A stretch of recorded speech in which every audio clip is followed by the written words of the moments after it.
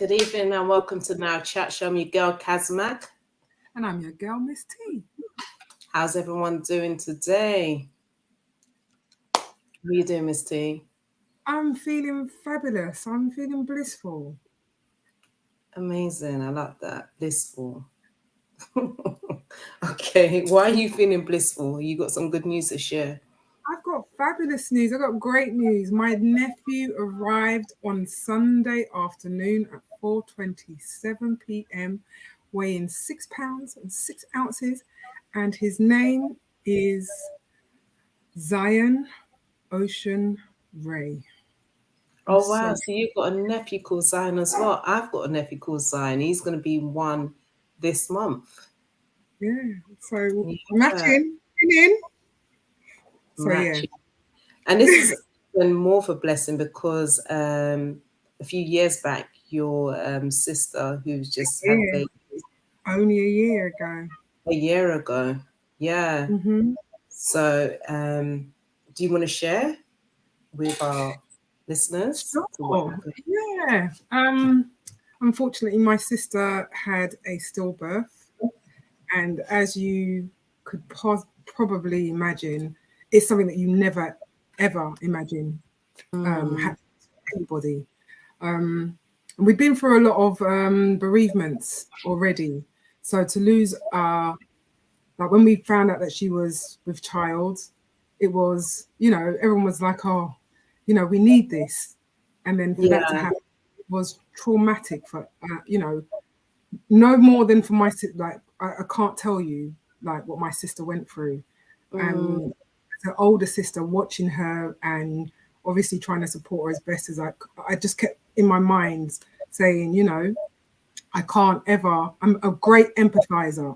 I'm very empathetic, and I knew that even though I was putting myself, I could never, know truly what she was going through.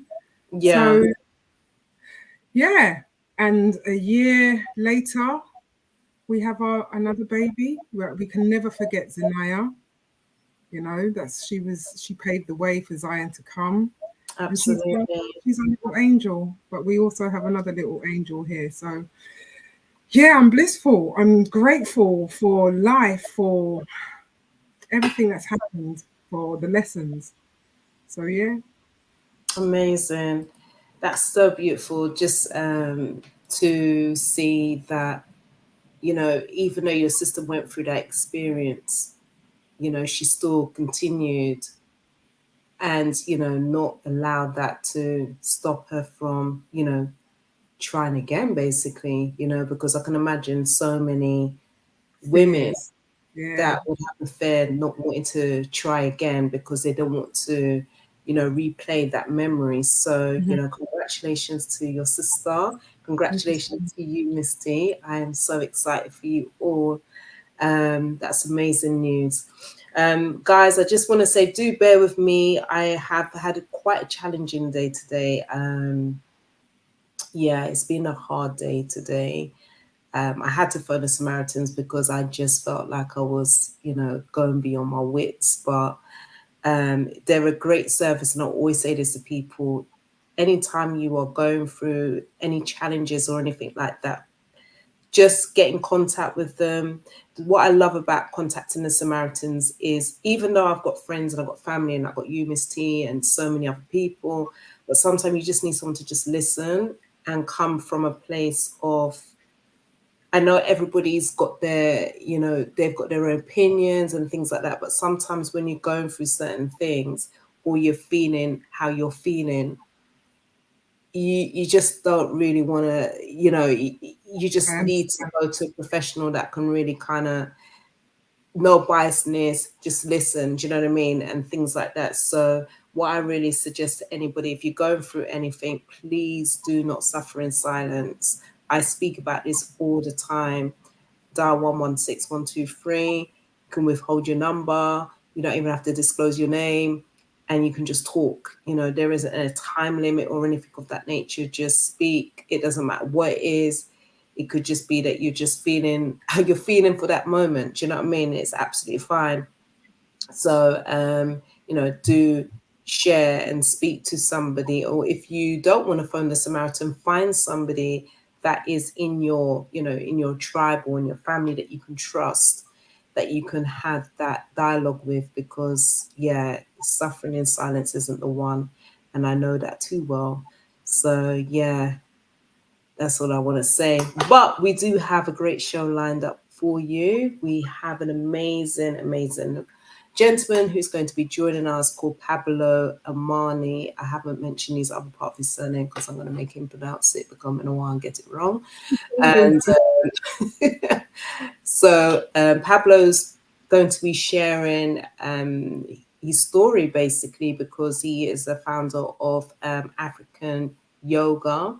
He does meditation, amongst so many other things as well. He's currently in the UK doing a workshop, but he's going to give us more information for anybody that actually wants to participate and get involved.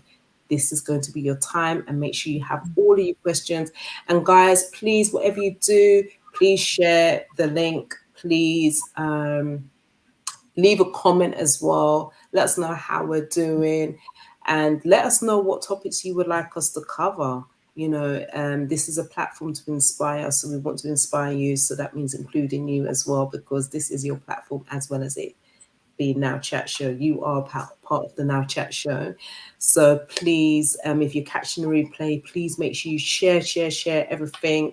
Our subscription is increasing, but we want to try and get it to the 1,000 mark by the end of September, before potentially, but at the moment we're just under 800 subscribers. So please, if you can, do share, because that's how we grow.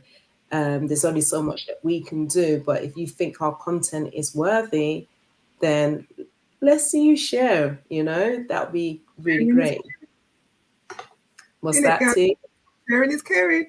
Sharing is caring, and it's great information. Do you know what I mean? There's so much great information that is going to be shared. But before we go into the conversation, we want to big up our guests from last week. Big up Culture Mark, big up Sandra, big up Brittany, and big up Akua as well. It was an amazing show. We was on there for what, 3 hours? Long time. Like the conversation was, it was hot. It was a hot topic. Yeah. It was a hot topic. So, guys, if you haven't checked out that episode, Post-Traumatic Slave Syndrome Part 2, make sure you do check it out. Not right now, obviously, but after or in your leisure. So make sure you do check it out, because I'm telling you, it was juicy. It got a bit tense in the house. It really get tense in the house, but it was all love. But I do want to play this track. You know what track I'm going to play, T? Culture Mark's tune. Yeah, man, that tune was popping. Why is this mouse not working? Like, seriously.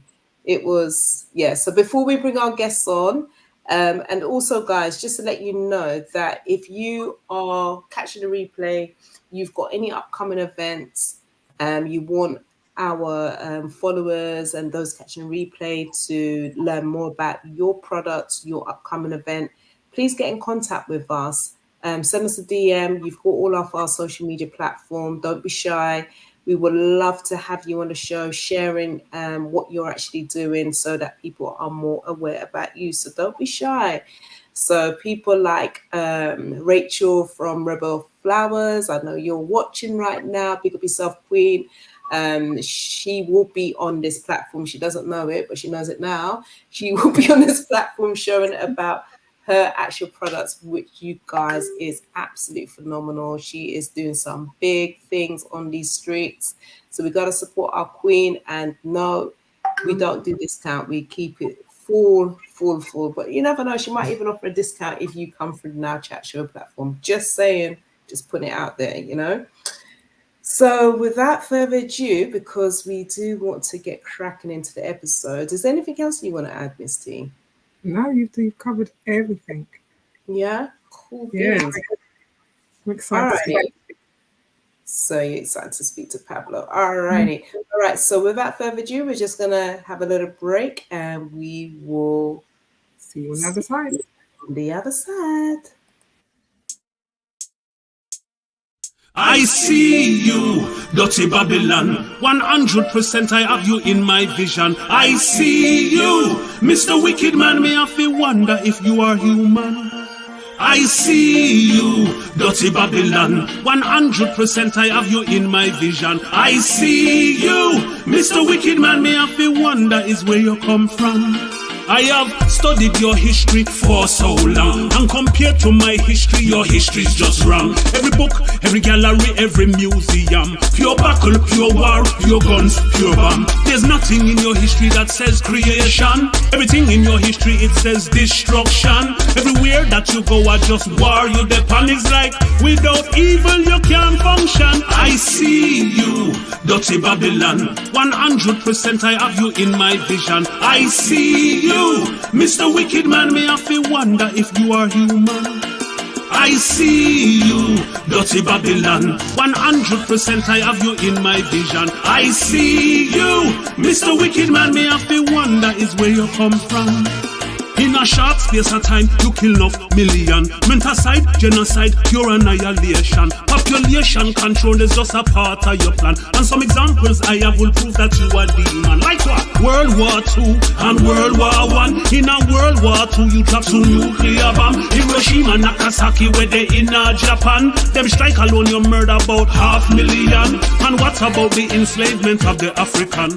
From then until now, a pure separation. We eyes them open. We see your dirty plan and we no need no glasses. A 2020 vision. I see you, dirty Babylon. 100% I have you in my vision. I see you, Mr. Wicked Man. Me have to wonder if you are human.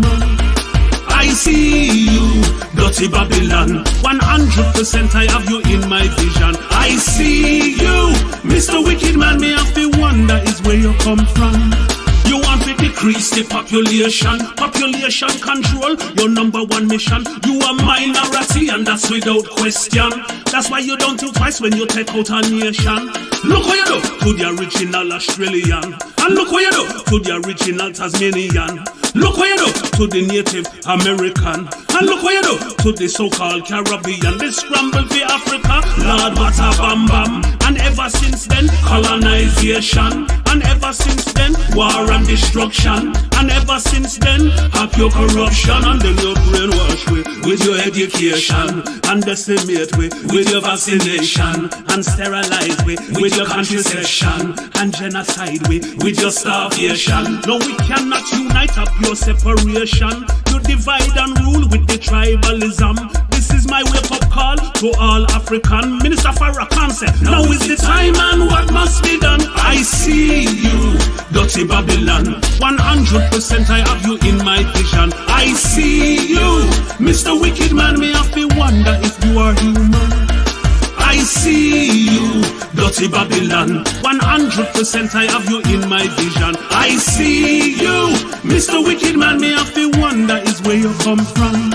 I have studied your history for so long, and compared to my history, your history is just wrong. Every book, every gallery, every museum, pure battle, pure war, pure guns, pure bomb. There's nothing in your history that says creation. Everything in your history, it says destruction. Everywhere that you go, I just war. You depend is like, without evil you can't function. I see you, dirty Babylon. 100% I have you in my vision. I see you, Mr. Wicked Man. Me have to wonder if you are human.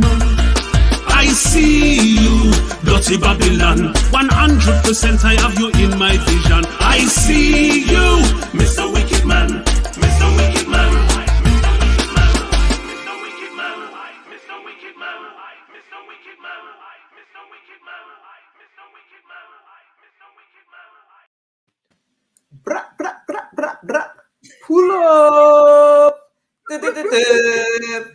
Yo, that is just bad. I saw you just all bopping Miss T in the studio, proper bopping away, guys.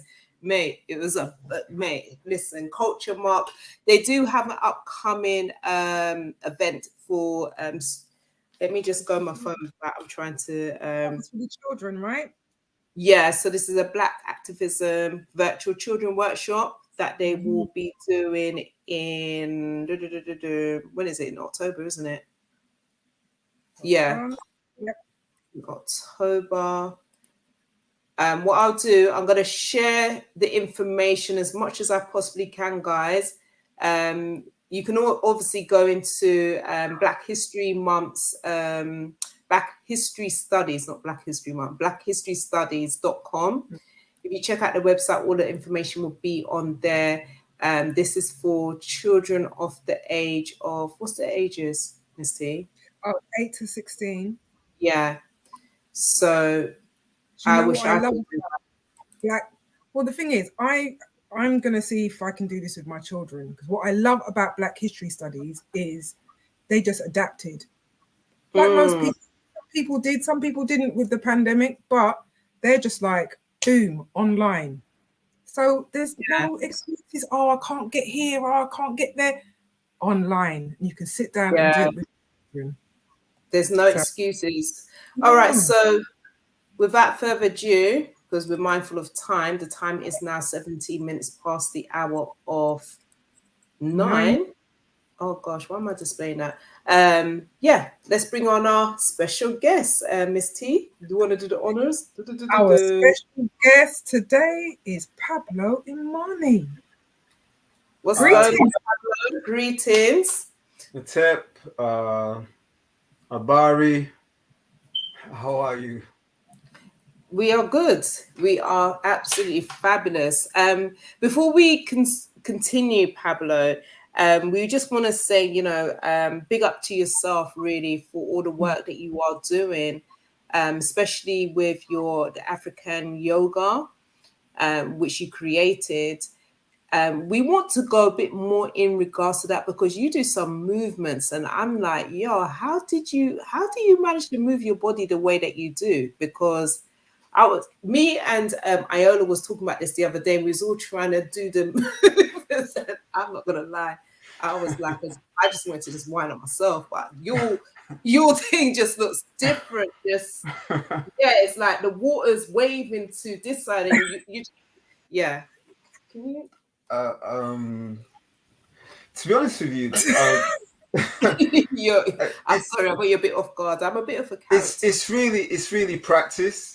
One, it's practice, but two, on a mystical side of things, I actually do study the elements. I used to spend a lot of time just meditating on water, looking at water and studying it, and just, if I had an opportunity to sit by a lake or a river, I would just study the waves. Okay. And I would intend my body to move like that. And if it was like air, I would this is kind of like an insight into the methodology of the practice, especially for those who are interested in learning it and teaching it.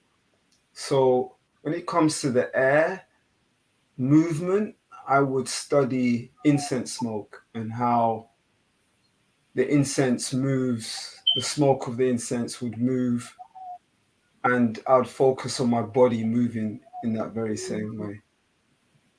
That's interesting, because obviously when you think about the smoke or you think about the water, it's moving in all different types of directions, so you to be studying and then also moving your body according to it. It's just, how does that make you feel? Because I know, like, with movement, it's so good for us anyway, but overall, what is that doing for your mental well-being? I know we obviously were supposed to be talking about Blaxit, but I mean, one, you kind of get out of your own mind in that process. So a lot of us are bird brain in the way that we think, in terms of we're so caught up in our intellect, and we overanalyze, we overthink things. And the point is to get out of that that process and not really think at all, but just allow the body to do what it wants and to move. And the body is made to move that way. That's the thing. And when you look at your spine, or any anatomical image of your spine, it looks like the shape of a serpent. And that's because your spine is meant to move that way. You're not meant to be moving stiff as a board. You're literally meant to be very fluid in the way that you move. And it's something that is natural to us. And when you go into nature and you study nature, that's how you see nature being. A lot of nature is spirals and circles and swirling movements, or not swirling movements, but swirling shapes and lines and forms. So there's hardly anything in nature that is straight. Yeah, that's so true. So unless you're like a slab of stone, but even that is not straight. So it's just about being within the mindset and taking on board the concept of nature and knowing that you are nature. And that's the first thing, that we're claiming that we are nature, and we have to do that now more than ever, because there's so many things in our society that is actually going against nature and going against the cycles of nature. And so now more than ever, we have to say, this is what we are. Absolutely. So Pablo, I had the privilege about almost 16 years ago of coming to some of your classes when I was with my first child, who was almost 15. So, you look familiar to me. So a long time ago. Yeah, you look very familiar to me. And the thing is that I forget names, but I don't forget faces. So there was something very familiar about you when we first met here on this platform. You instructed my practice. So the foundation that I have in terms of meditation and Tama-re, is it Smai? Is that how you pronounce it? What's the other word that Tavi. So it's Tama-re Smai Tavi. Yes. Yeah. So I was I was finding it difficult to meditate at the time. So, people just like, read that book, and I was like, no, I need somebody to show me. So I fortunately came to when you was on Brixton Hill. Okay. And, yes. You helped me get over being able to meditate. So I remember one of the sessions you told us we had a flame, and yes.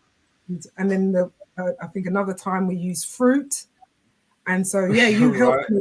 You helped me to just smash those things that were kind of overthink. So you gave me the foundation that I needed going forward, and thank you so much. See that flame, that's called the candle meditation, and it's a great one. So if you want your children to get into more mindfulness and focus and have more concentration, that's the one I recommend that you get them to do, is stare at a candle and have a fixed spot that they can focus on for as long as they want. And then after a while, I actually explain this. Can I mention my book? I actually explain it in my book. We're doing things back to front, but it's all cool. I know, but let's jump to it. I mean, yeah, of course. So tell us about the book. Okay, the book. The What's book is called The Reemergence of Tama-re Smai Tavi, Afrikan Yoga. A practical guide to smai, posture, breath, and meditation. And basically, I I refer to that particular type of meditation to get ones who are not used to meditation to practice, and that is to stare at a candle until the flame is captured. Once they close their eyes, the flame is captured in the mind's eye, and that helps to stimulate the third eye, or the first eye. It's really your first eye, but a lot of people call it the third eye. So it's a really good one to get the pineal to operate and work. So yeah. Okay, so with regards to the book, where can our viewers and listeners, where can they actually purchase your book from? They can purchase the book on Amazon. Okay. So yeah, just go to Amazon. And of course, I always ask, if you purchase the book and you like it, please send in a review. Absolutely. You hearing that, guys? Make sure to give a review. So if you can just, shortly, if you can give me the title again. I'm so sorry, Pablo.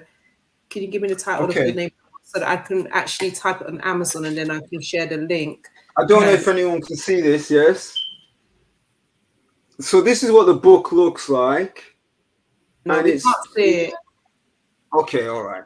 Oh. So the reemergence of Tama-re Smai Tavi, Afrikan Yoga. All right. In fact, if anyone does a search on Amazon, all they have to do is put in Afrikan Yoga and it'll come up. All right, cool. All right, continue, Miss T, and then I'll just do a search with that now, and then I can put it up. Because what you find is people want to buy the books like more or less immediately, and it's no time at the present. So, fantastic. You are doing so much, but after reading your bio, one of the other things that really stuck out to me was that you are a balanced practitioner.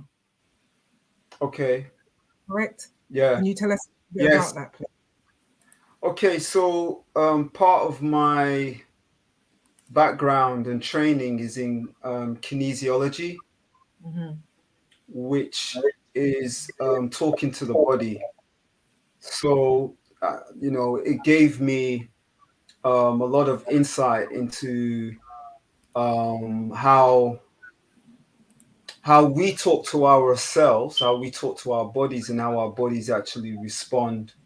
And there's certain word sounds that we might use, for instance. So, for instance, we might use, we might say something about ourselves like, I'm too fat, or I'm ashamed, or I feel guilty. And when we use certain word sounds, what actually happens is it weakens the body. That's one.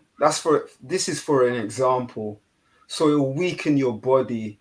When you say some other word sound, maybe it could be I feel great. As you said earlier, I heard you say earlier, I am blissful. That strengthens your body. If you was to muscle test your body, you'd find that certain words, certain things that we look at, certain things that we eat, either weaken or strengthen our bodies. And that's something that we learned in kinesiology, in the practice of kinesiology. I don't really do so much of that anymore. It's kind of the way I do it is in my practice, in the way I teach. So I use affirmations, I use positive word sounds. In that African system, we have what's called hikau, which is mantras. There's certain approaches to movement, and also in terms of how I deal with people in a class situation. The idea is to empower as much as possible and to do no harm. It's a no harm approach when you're working with people. So that's how I basically bring it into the practice, incorporate into the practice and the way that it's taught. Amazing. So would you Would you be able to do like a minute or 2 minutes meditation with us before we move on to the next side, or just like some affirmations or something? Really? Just in case. Is that what Yeah. you want this? Okay, so It could just be 1 or 2 minutes. It don't even have to be that. Whatever, like just a little you want something. that? You want that right now? Okay, let's do it. All yeah. right. Not time like the present. We're in and now. Okay. Hey, Kaz, you really surprised me, but that's great. So I'm going to ask you to do this. Sit up. So sit up in your chair. Push your pelvis slightly forward so that you've got a slight little lift in your spine. Now I'm going to ask you to just roll your shoulders back and down. Good. Now focus on your breathing. So just feel the breath going into your nostrils, the breath going out. Don't close your eyes just yet, but if you feel like closing your eyes, do so. That's it. Just rest, just relax. Now relax your shoulders, relax your arms, relax your hands, and just feel the energy in your hands. Feel the energy in your shoulders. Now relax your jaw, relax your tongue, relax the muscles behind the eyes. Relax the muscles in your face. Feel the energy on top of your head, the circulation of energy on top of the head, the skin of your skull.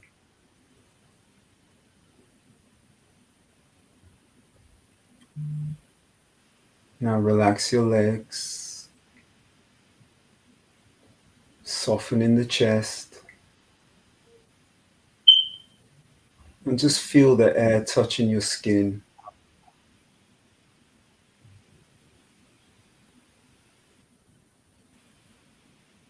Relax your knees, relax your calf muscles, relax your ankles, relax your feet, and just feel yourself going into a deeper relaxation.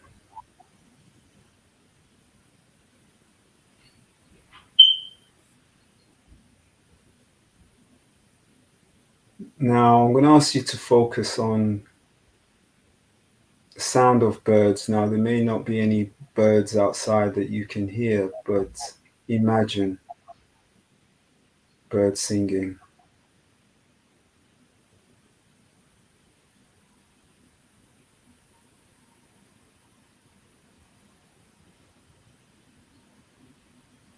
And just let all sound be a part of this meditation.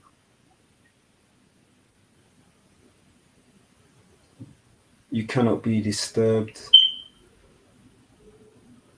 You're relaxed and you're focused. Now take yourself to your favorite place. It can be anywhere. A garden, a hillside, the beach, a forest, a place where you feel the most happiest, the most joyful.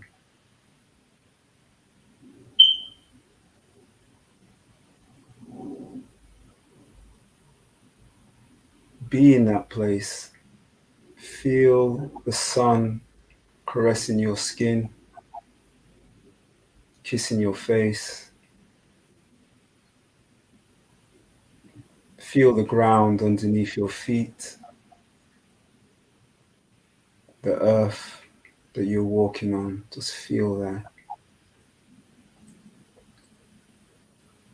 And if you choose, you can just lie down in this place and take in the surroundings.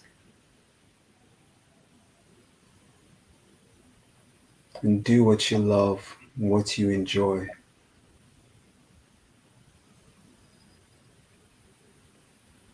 Feel it, live it, be in it.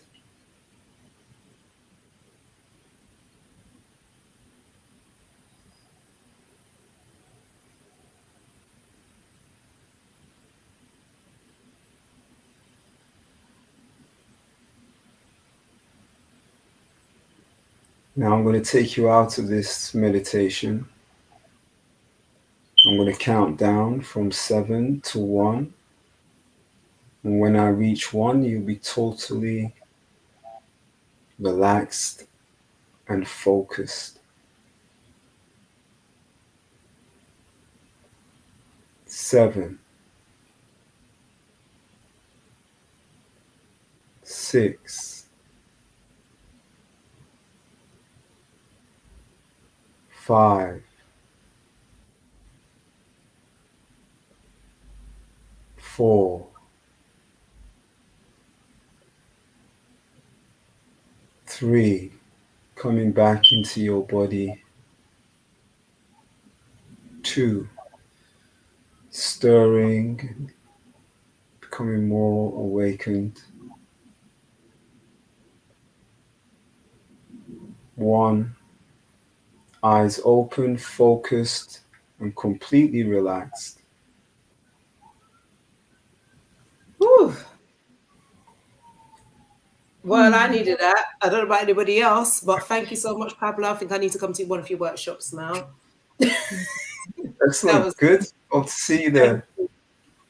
Hopefully, I will be there. Miss T, you here? You present? I'm just about. It's a struggle to come back because I was on a swing bed on a beach in Jamaica with a basket of mangoes. So you're lucky I'm nice.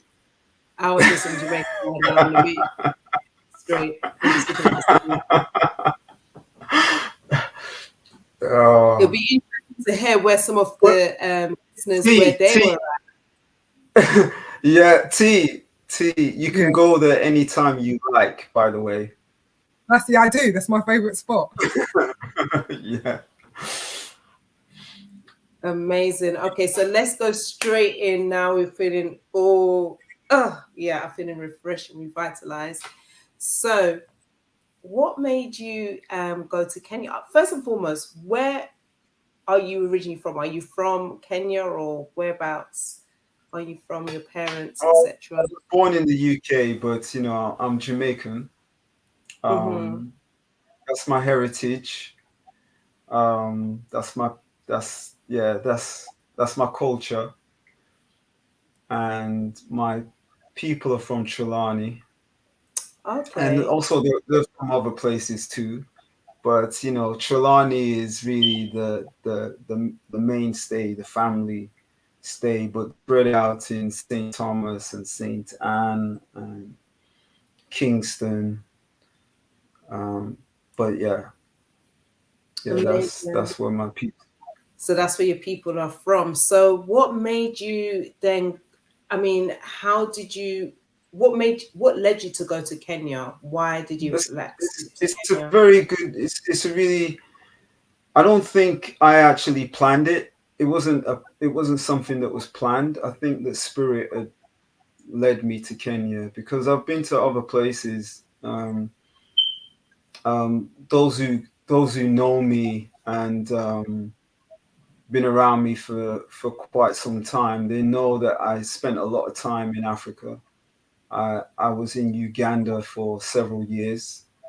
I think I've been going back and forth to Africa for the past 30 years.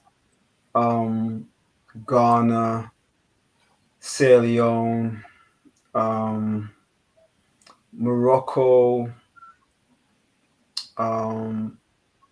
So I've just been back, and I found that my actual lineage my lineage on my mother's side, or my ancestral lineage, is Tuareg. On my mother's side, um, the nomadic people, the people of parts of the Sahara, they're mainly coming from Mali and Morocco. Mali and Morocco, they travel in between those particular areas. Um, so me getting into Kenya, to be honest with you, it was really providence and spirit. I went there in 2020 to do a workshop, to do to teach, and then I was part of a yoga festival that was held there, and then I did teacher training after the yoga festival, and then the lockdown happened, so I ended up being in lockdown there for 5 months on an island off the coast of Kenya called Lamu. And I was there for, pretty much 5 months looking at coconut trees and walking the beach, and best Wow. lockdown ever, That sounds So, amazing. yeah. Gosh. Do you need an So it was really, yeah, of course I do. So it's always, for me, it's providence, it's spirit that has led me there. And to be honest with you as well, is sometimes you make these plans of going somewhere or doing something, and the universe has another way of saying, no, I've got this for you, and that plan just doesn't work out. And the thing about it is that the idea is to be fluid enough to go with whatever the universe is prescribing for you, and to accept. And for me, that's been most of my life, is to be, well, I would say, greater part of my life is to remain fluid. So I've ended up in places that I never planned to end up in. I've just been there, and been fortunate to have traveled so much, to be in these places that, to be honest with you, I never dreamed of going there. I never dreamed of going to places like Romania or Russia or any of these kind of places. There's certain places that just wasn't on my radar. It wasn't something that was on my bucket list, but I end up going to these places. That's amazing. Wow. I love the fact that you said it, being fluid. I feel, because based upon other conversations that we've had on this series, if you're new to the series, guys, the Blaxit to Africa and the Caribbean, we have covered Jamaica, we've covered Grenada, we've covered St. Vincent and the Grenadines, and today we are covering Kenya and Uganda with Pablo. So one of the things that that kept on coming about, what I found is that it's important for us to move, like try different experiences, go in different places. Whereas being in the UK, because obviously you're originally bred from the UK, obviously your background's been from Jamaica, but then there's a large proportion of us that doesn't want to make that transition. In terms of, when I say transition, don't want to make that change or don't have that desire. Have you always had the desire to travel, or is that just something that just come along since you've been doing your practices? No, I've always had that desire. I remember my older sister taking me to the airport, just to look at planes flying off when I was a child, and I think the first time I went to Jamaica, I must have been about 7 or 8 years old, and I didn't want to return. I stayed in Jamaica for just a short spell, but I ended up going to school there, and I didn't want to come back to England because of I saw the contrast at a very early age, and the culture of Jamaica was, for me, way more interesting than English culture, the food, the language, you know, the environment, the nature, the whole atmosphere of Jamaica was mystical, magical. It had everything going for the country, and I had exciting times there. I mean, I had interesting. It expanded my mind incredibly when I first went there, and so I How old was didn't. you? I was about 8, and I remember like my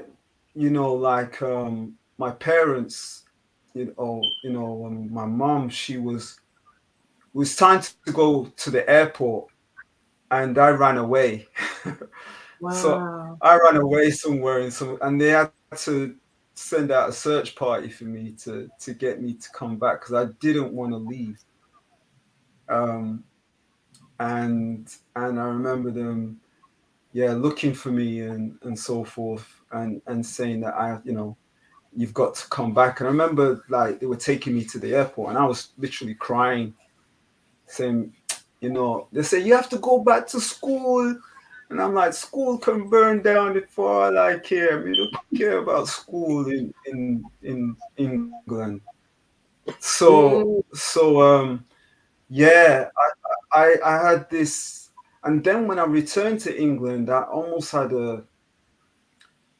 I know this sounds pretty bad, but I had an innate dislike for England, because then I knew instantly I was an immigrant or a child of an immigrant, and it became very apparent for me growing up, going to school, etc. That was apparent. Um, going to secondary school and going through all of that. So um, I I just always preferred to get out as much as I could. And my parents then, after that, when I was about 11 years old, I went to the States, and like literally every summer I was traveling to either the US or to Canada, or yeah, I was just moving out of the country. So that kind of really expanded my way of seeing things and my perspective. And the world was a big place for me. It wasn't a little place, my neighborhood, my ends, or whatever, you know. Um, it was a huge place, and I could make friends anywhere I went to, anywhere I was, I made friends. So it wasn't something. It didn't restrict my mind. It actually expanded it. Mm.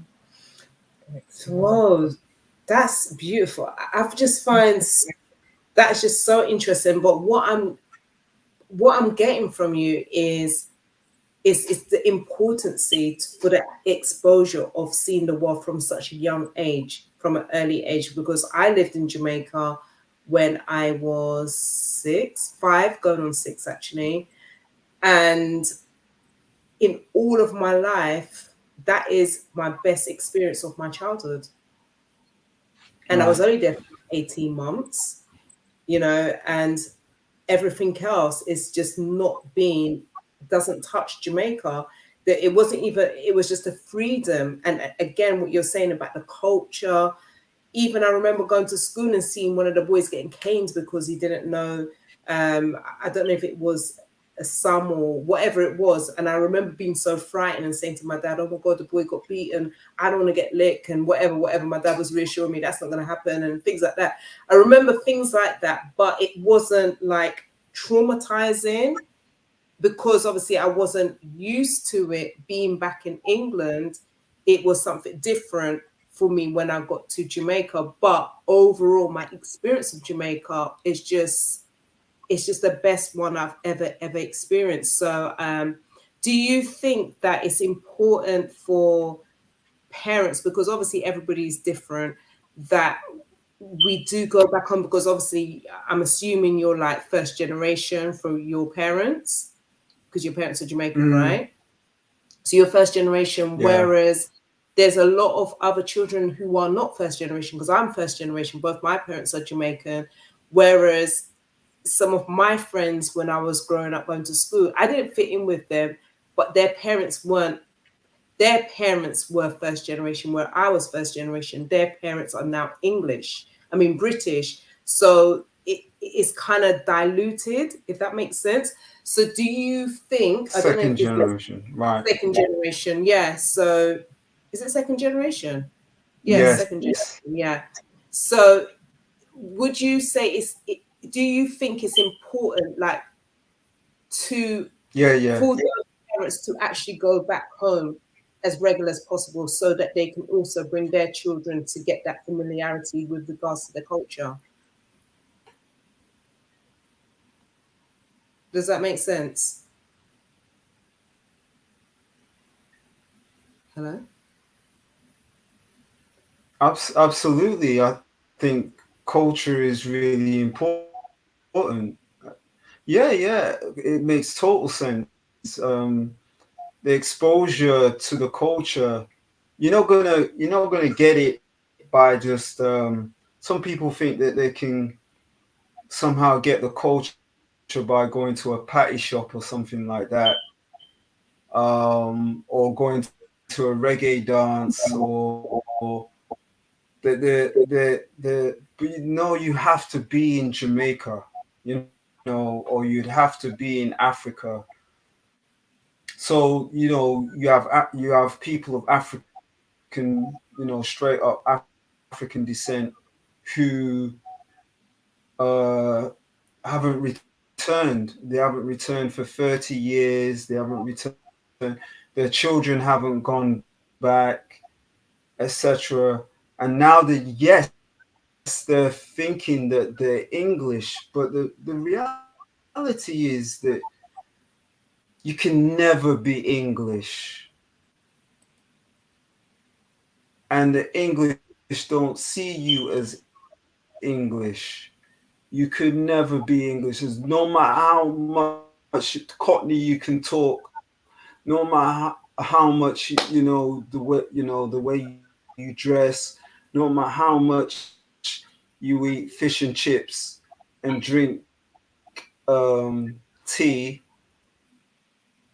like this with your little pinky finger out, you could never be English. All the way It's up. just it's an illusion for you to think that way. You're deluding yourself. So ingrain yourself into what your culture is, and it's really important. It informs so much of actually your well-being if you do ingrain yourself into your culture. Everybody else does. I'm telling you, because like, for instance, the Italians, they're not gonna not go back to Italy every summer or whatever. You know um uh you know the Chinese, well, they bring their culture everywhere, wherever they go. The food is, wherever they go, they're bringing the food with them. I mean, I would say that as well for people of Indian descent. They're bringing their culture wherever they go, their culture, their language wherever they go. Even if you're like second generation Chinese or Indian, you're speaking Chinese, or Mandarin or Cantonese. You're speaking that language. There's no way you're not getting away from that. So I don't understand sometimes when we refuse to take our children back to see or at least ingrain them in some form of African culture.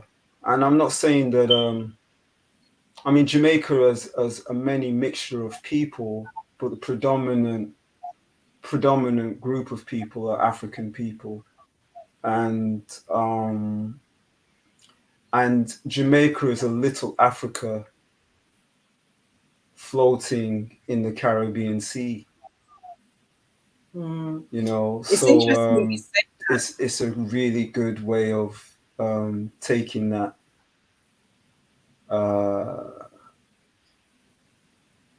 that step into African culture. It's actually a nice bridge, by the way. Um, Jamaica is that. Well, Pablo, I think it's interesting you say that because I think it was Tremaine, Kwame, somebody mentioned that before on our previous conversation. I think it was even Mocha. Was it Mocha that said it? I think. Don't know if you're frozen. You seem to Have have I frozen? frozen. Can you hear me at all? Yeah, Yeah, we can hear you. Can you hear me, guys? yeah.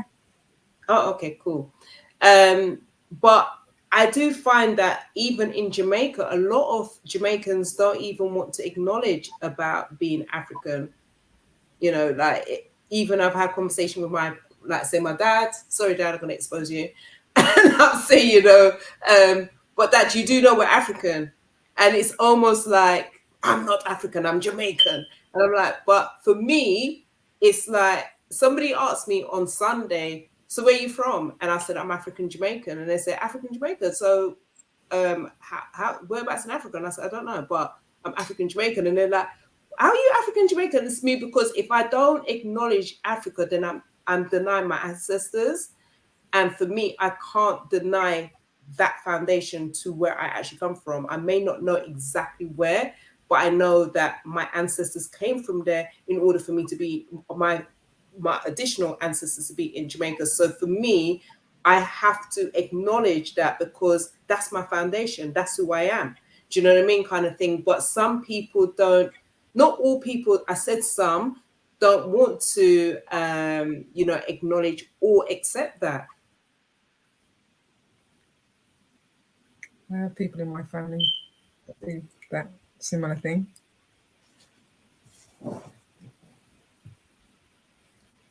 So, so as much as you're saying that, you know, like Jamaica is a small island of Africa with various different parts of the continent, but then at the same time, there is this slight ignorancy of not acknowledging or even accepting that, you know, your ancestors and we were whatever potentially to get to be in that island in the first place. Do you know what I mean? Because I've been to Ghana and I could see a lot of similarity from Ghana in Jamaica. You know, like when I was in East Legon, the ground is, the dirt is dirty, just like how it is in St. Catherine. There's certain parts that just reminds me of Spanish Town. It's just crazy how I felt all of that when I was in Ghana. But in terms of the people, I didn't feel like they were I didn't feel that the majority of Jamaicans came from, say, Ghana, because I found they were very relaxed. Like the Ghanaians are very relaxed. I feel that majority of us comes from Nigeria because we are just, yeah, I'm just keeping it 100. But all right, so I'm going into another something anyway. But how did you know? You said about your mum coming from what part of Africa did you say? Correct. Yeah, I didn't really get that so much growing up. That's the thing. We're losing you, you know. Yeah. It's his internet. I think there's a delay.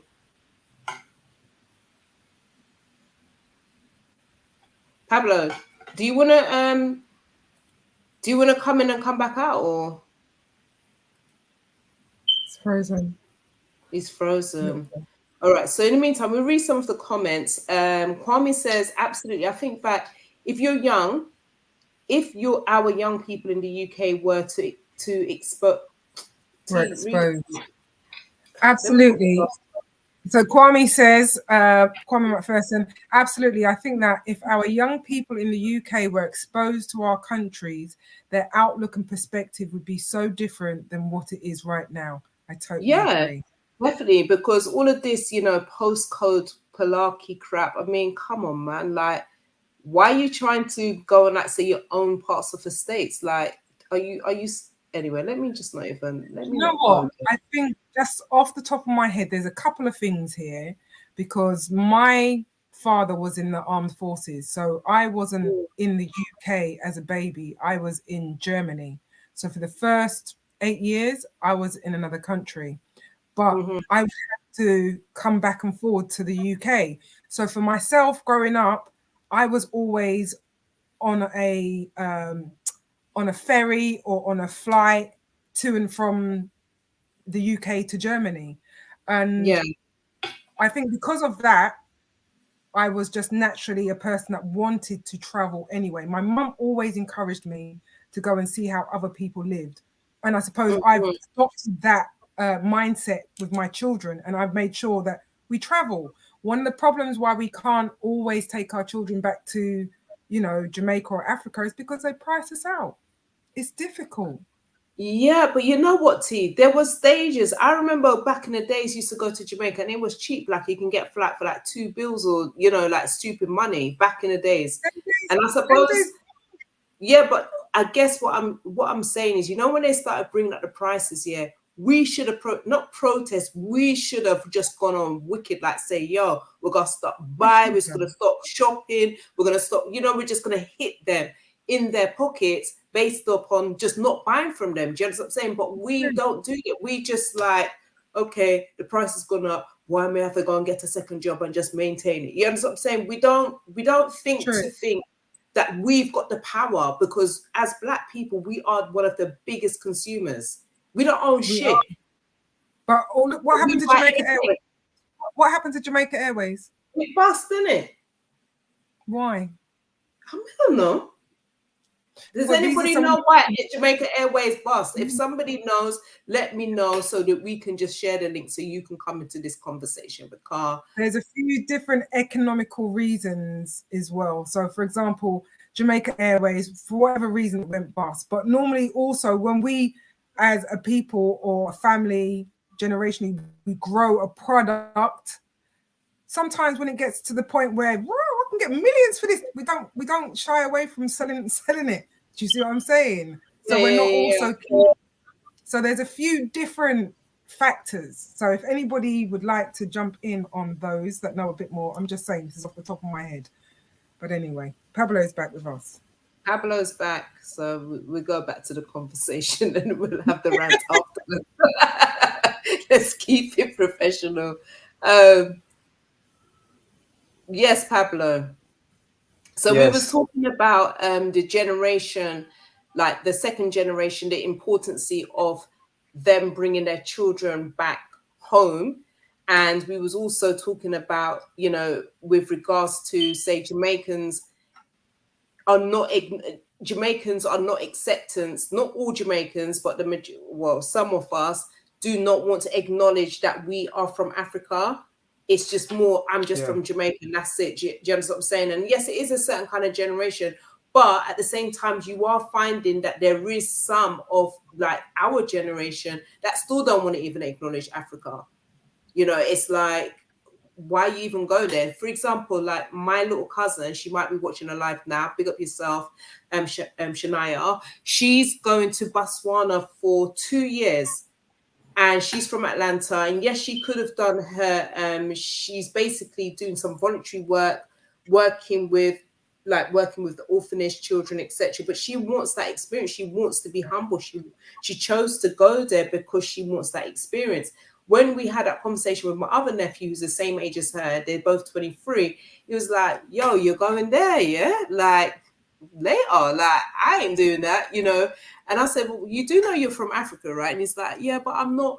I'm an English boy, innit? Like I'm a British boy, and I couldn't go there. Like, I'm used to my technology. And I said, but who says that in Africa you don't have no technology? Do you understand about the mindset? So it's the exposure. We need to expose our children more, like what you went through in terms of your experience. And same with Miss T, because Miss T, she mentioned about her father being a part of is it the army? Yeah, he's in the armed forces. Yeah. So the army forces. So she was traveling all the time as well. So do you think if you don't have that exposure from such a young age, then chances are you're just not going to really do it? Okay. First of all, I want to say, yeah, big up and give thanks for all those people listening in. I also want to broaden the outlook of this by not just talking about just Jamaica, but the entire Caribbean, as well as South America as well. People from South America, the Guyanese, Caracas and Belize and those places. The thing about it is that we've been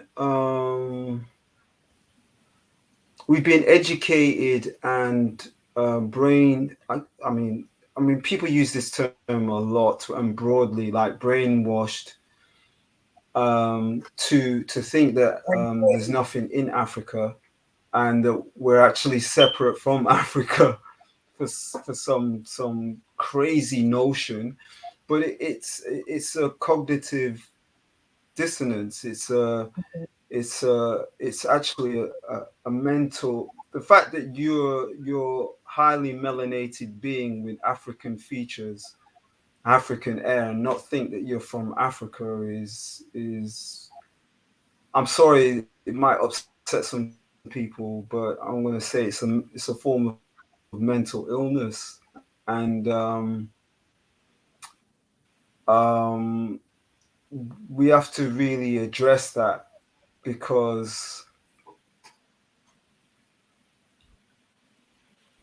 yeah, it's just something that, to think that, because we've been told this time and time again, and for some reason we believe it. We are not our parents. That's one. And I think we have to acknowledge the fact that we are not our parents. Our parents went through quite a bit, and they had a certain form of education, a certain way of information that was fed to them that they had taken on board. But we don't have to become that. There's so much information out there that we can access to know that, look, there is technology. Africa has everything. In fact, I was saying this when I was reasoning earlier on today, that Africa is the breadbasket of the world, and has been the breadbasket of the world for hundreds, if not thousands of years. All your mobile phone technology comes from Africa. Even the mobile itself was created by an African American.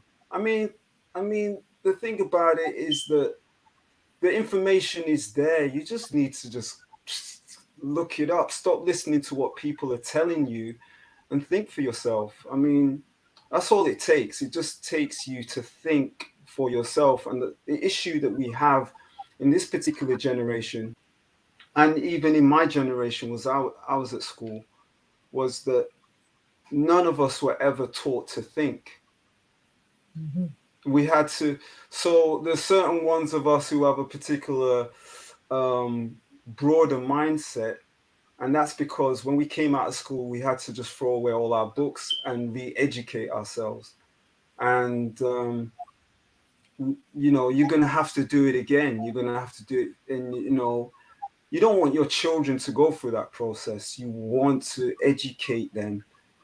First of all, just accept that, you're African, man. Come on. I mean, the fortunate thing was that my dad, and I'll always, in a way, he's like a hero to me, in the sense of, he might not have said that much to me growing up, but the one thing I always remember, and I always tell this story, that when we saw Africans on TV, he would say, "That's your family." So, you know,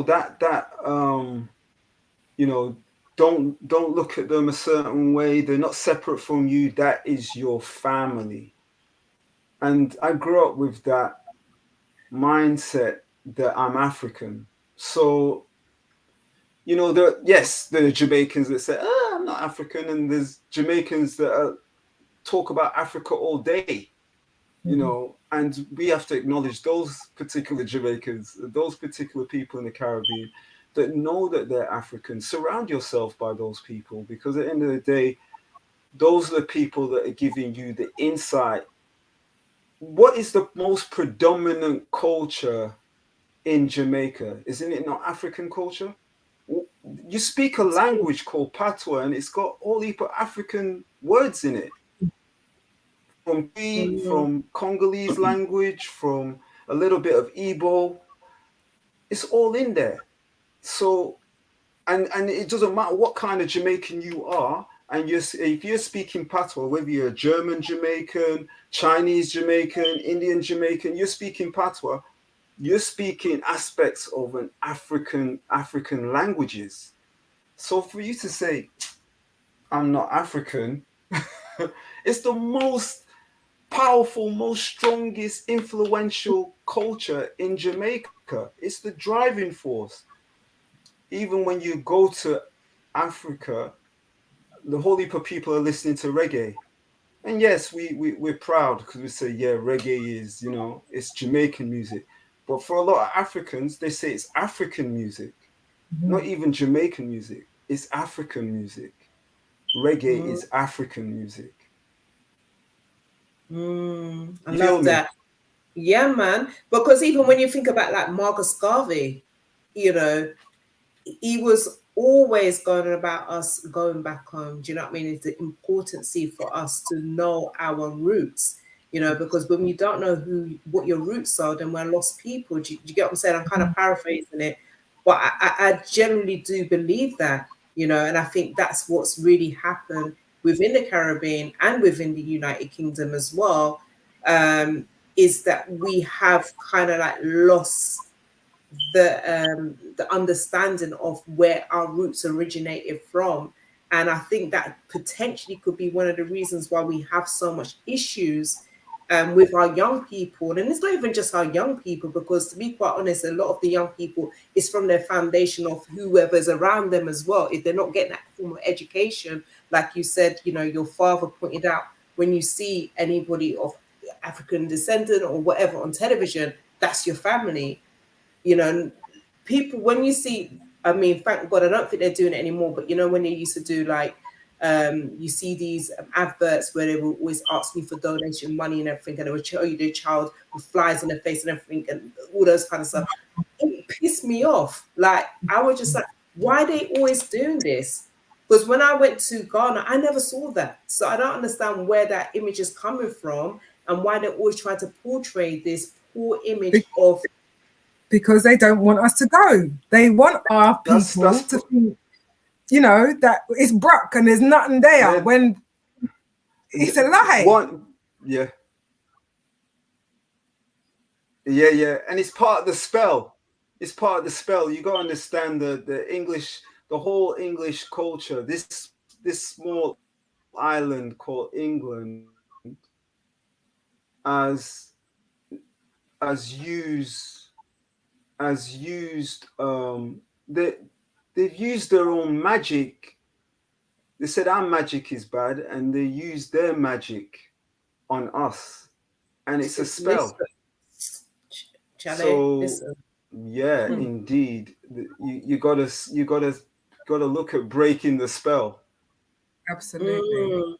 Because I was even having this conversation, I think it was on a beach on Saturday, and we was talking, and we was like saying, you know, like about voodoo and black magic and all them kind of things. And I said, but is it really bad? Do you know what I mean? Because how can something be bad that we don't even know how can we say something is bad if we don't even know it for ourselves? Do you get what I'm saying? Like, how are we trusting the colonizer to tell us something is bad when they're using it themselves?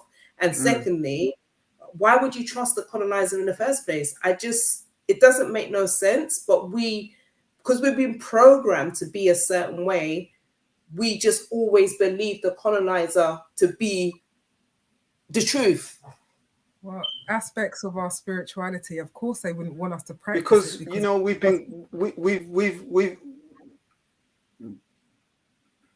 yeah. Sorry. Well, we've gone through our own trauma. We got to understand that we haven't faced up to our own trauma. It's a lot of work to be done, a lot of healing to go through, and yeah, we've got to do that. But this is why going back to the topic of going back to Africa, and the points to look at is that, one, we just got to make that leap. Even if you go to touch base in Africa, even if it's for a holiday, you know, people go everywhere else. You know, they go Spain, they go Italy, they go France, they go Austria, they go India, even, you know, they go Thailand, Bali, all these other places, Mexico, and everything is in Africa. There's so much there. There's so much that have come out of Africa. Africa is the center of the world. Why wouldn't you want to go there? It is the center of the world. Absolutely, I agree. And there's so many young people that are there, like I think it's one of the youngest in terms of young people on mass. They're all in Africa, and let me tell you about technology, all the stuff that all the big companies are going to Africa and buying up Africa, while us certain people are, you know, I don't want to go there, or I don't. No, you need to go and buy up land and go back home as well. Otherwise, absolutely, there's going to be no land left. Absolutely, that is absolutely what they're doing. They're buying up everything. Yeah, and then they're selling it back to us. So we've got all the resources there. Imagine how can a continent be so resourceful but seem the most brockiest, because people don't even realize how, you know, how precious their resources that they actually have, which is supplying the world essentially, but yet they're selling it back to us, but it's ours. Do you get what I'm saying? It just doesn't make any sense. But what the next question I wanted to ask you, Pablo, is, because you mentioned about you're living obviously in Kenya, Uganda, you've been there for several years, you've been to Ghana, various different parts of the continent. Whereabouts in Africa, of the continent of Africa, is being your best, and why? Your most favorite place? I suppose I'll say East Africa, and that's probably because it's so in line with what I'm teaching. So it's a good starting point for me, because I teach African yoga, and African yoga coming along the Nile Valley. So a lot of the information within African yoga is about ancient Egypt. Ancient Egypt is not the Arab Republic of Egypt today. Ancient Egypt is Ethiopia, Sudan, Tanzania, Kenya, Somalia, Uganda, Burundi, Rwanda, Zimbabwe. Yes, you know, that's all of ancient Egypt. And it's so many of the cultures, so many of the clans, the families that live along the Nile say that's where they came from. So when I speak about African yoga and I call it African yoga, I'm calling it African yoga for a very particular reason. even though I refer a lot in my information about the priesthood in Egypt, about, I use terms like ma'at and, referring to the cosmic forces of nature, what they call the Neteru. Um, when I'm making these reference, we know that you can find that information in so-called Egypt. However, all these families, these clans, all said they came from there. The Maasai said they came from there. The Zulu said they came from there.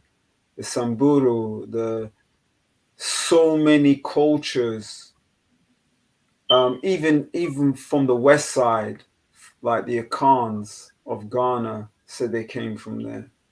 The Ibu, the Yoruba, the Dogon, so many cultures said they came from Egypt, or they contributed to that civilization. They made Egypt would not have been Egypt without these people, and that takes us into the idea of a black Egypt. So West Africa, in answer to your question, West Africa is no, excuse me, East Africa, I'm sorry, is a good starting point for me, because the people are so close to the culture of Egypt. For instance, you look at the Maasai, like the Maasai women, they have all these beadings, right? All the way around. They wear all these beadings. This is Egypt. And you see that in ancient Egypt, the same style, certain headdresses, same style. And every clan or every culture is going to tell you, yes, this was in Egypt and we were in Egypt. They'll give you stories. So East Africa is probably the best place and the best experience for me in particularly. And another thing is that the African diaspora, many of the people from the Caribbean, they're all flocking to Ghana and West Africa, but they also have people were taken from the East as well. They weren't just taken from the West. And, the slave ports in the East, Zanzibar is a very famous place where people pass through and were taken from. So Zanzibar in Tanzania, so yeah. Even the town where I stay in, Lamu, there were people that was dragged through that town. Do you understand? So we have connections, spiritual connections in these different places. So it's just for us to get back and do some clearing.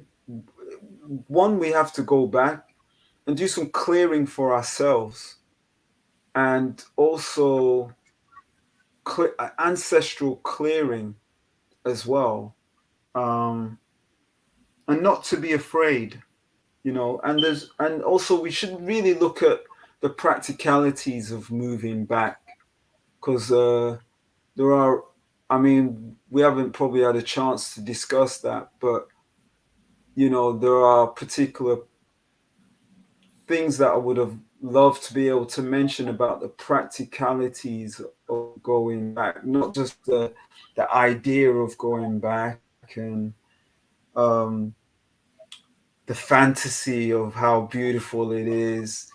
Africa is not for the timid. It's not for people who are timid or who are fearful.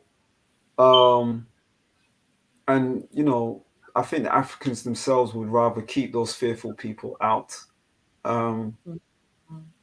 You know, it's really for people who are prepared to shift their perceptions and change the way their outlook on life. Because some of us go back being very English, and you can't go into Africa and then say, oh, these people are treating me a certain way. But they're treating you a certain way because you're acting like a white man, you're acting like a white woman. And Jeez. and they see that. It's, you know, so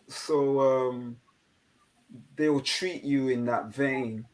And we have to shift and change and be prepared for some of the harsh realities that Africa has to show us in order for us to be there, and not always being there expecting to have everything that we want and expect everybody to be nice to us, you know, and they're not going to roll out the red carpet for you, you know, nor has anyone rolled out the red carpet for our parents when our parents came here, you know, to the UK.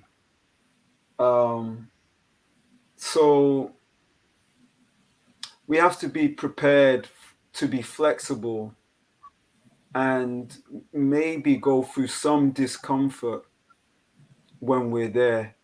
But the contrast, the compensation, the reward after you've gone through that process, the reward is very great.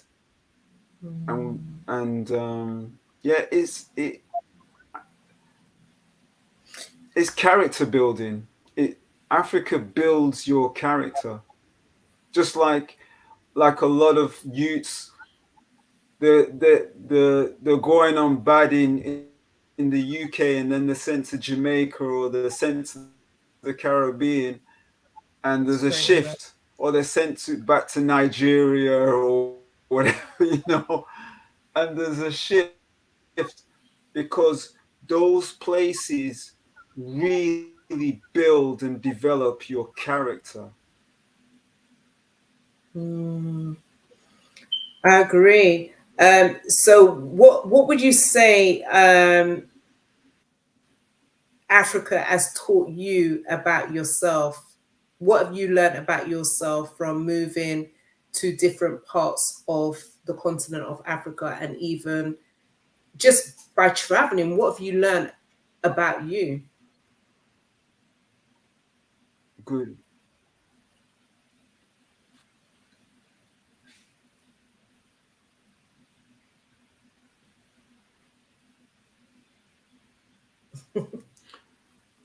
It's taught me to be well. It's taught me that I'm very flexible, um, and not just in my body, but I'm actually quite flexible mentally. So it's taught me about myself that I'm able to go with the flow, even though I would like to be even more fluid and be able to go more with the flow, so to speak. It's taught me that I do have a very strong will and a strong character. Um, it's also taught me that I might not be as noble as I think I am, and as noble in my thoughts. And I think that might take a little, you know, like sometimes you're in spaces and things aren't going the way you want it to go, and you become very impatient. And I think in England we expect things to be snappy and quick and, you know, go a certain way. And in Africa, you know, like for instance, if you're if you have to do anything like with paperwork and bureaucracy, like if you have to go to an office, you have to be prepared to be there all day and sit down and wait. It's not going to be no like, in and out quick thing. It's almost like you're at a pass. It doesn't matter what office it is. It will feel like you're at the passport office waiting for 3 or 4 hours to be seen. And that's just a general thing. Like, you have to be prepared. You have to go there with a good book, nice podcast, or something. African people are very patient, by the way, very patient, and it has taught me to be more patient. And so, and I know you know this as well because it happens in Jamaica too. So I know you know this. I was getting onto that. We was getting onto that because one of the conversations that we did have was talking about customer service. Like I would go to Juicy Patties, go and buy a patty, and you've got like about 3 people just to give you the one patty. I just don't understand the logic in it. But I suppose I wouldn't even say it's because I'm from the UK. Maybe it's because I'm in the UK and I'm being programmed a certain way, but I still don't understand the concept of 4 people need to serve to give you the patty, and none of them actually made a patty. Like, it just, to leave from one spot to get to this spot, to get to here, to get to the cashier, to then get to me. It doesn't make no sense. I'm keeping it real, Pablo. I mean, to just sit down there and bring a book. Patty, I just don't think that's really cutting it. I don't even think that's being a bit British. That's just different. I'm just saying. It's different. Yeah, you're going to say something, T? I just think it's the way that human beings have evolved today in terms of, there's just no, we expect everything to be fast. Like now. That's the culture in terms of across the board, So what I wanted to ask you also, Pablo, is you mentioned how it is taught you, what it's taught you. Kaz, that was an amazing question. I like when you asked that question. What advice would you give to anybody that is going to start a business, going to move from the UK to the African continent? What kind of like three bits of advice?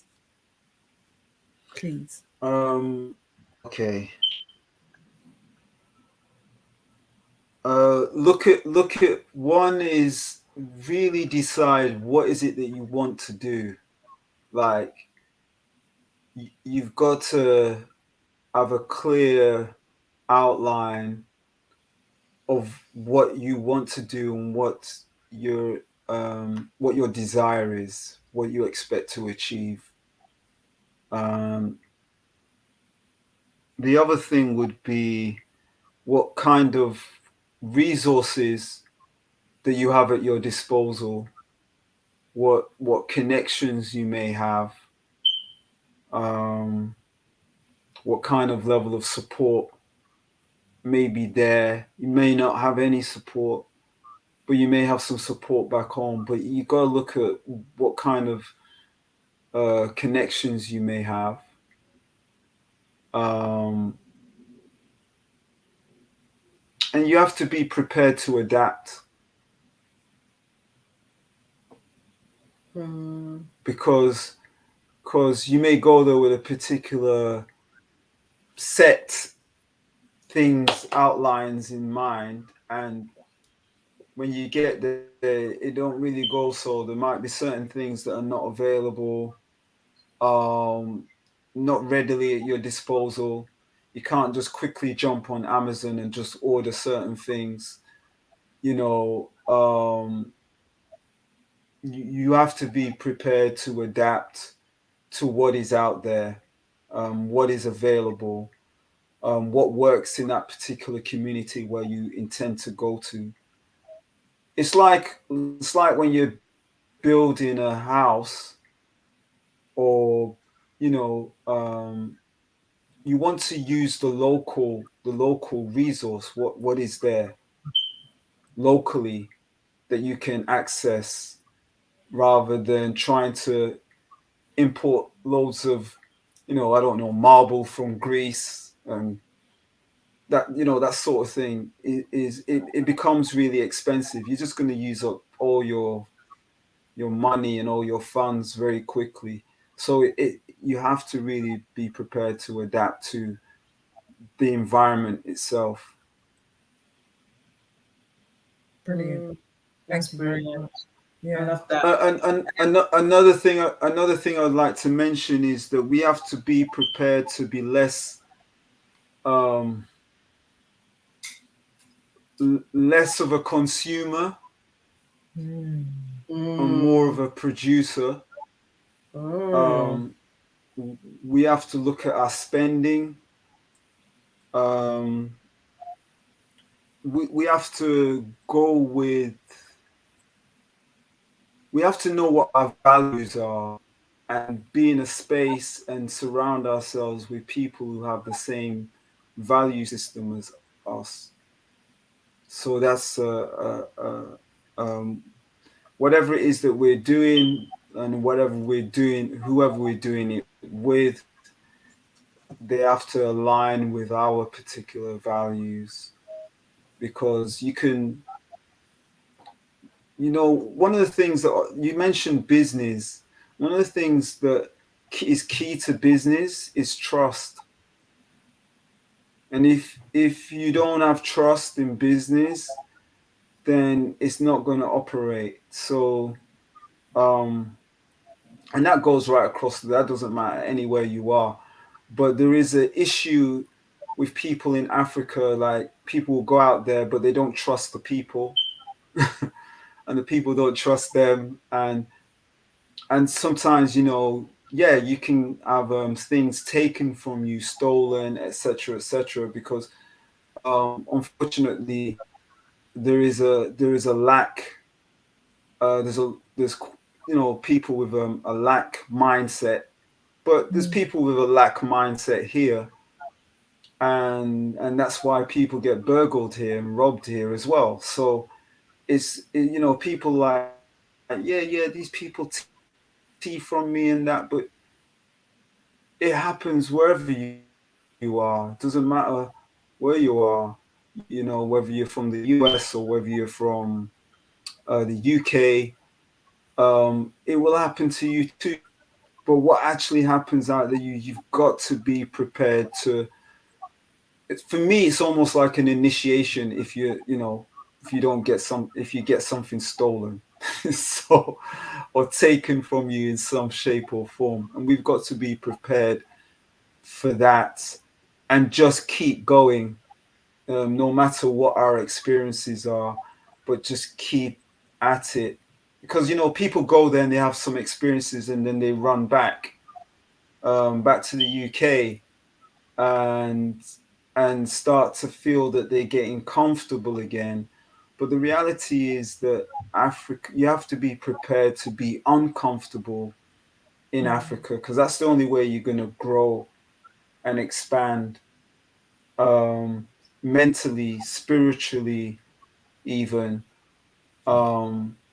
is to go through those challenges, and that's going to give you staying power if you're prepared to go through the challenges and not give up and not run back to what you think is familiar.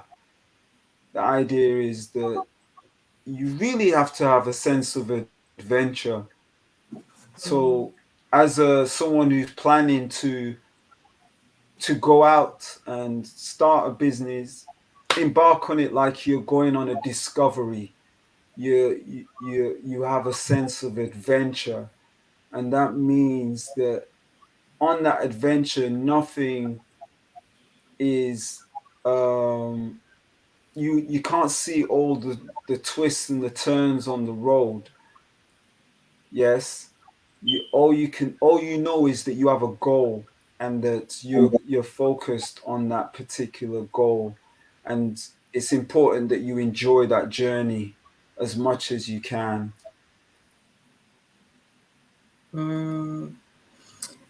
I want to go through some of the questions because the chat has been quite lively as well, and I do want to include some of the comments and the questions if there has been any questions as well.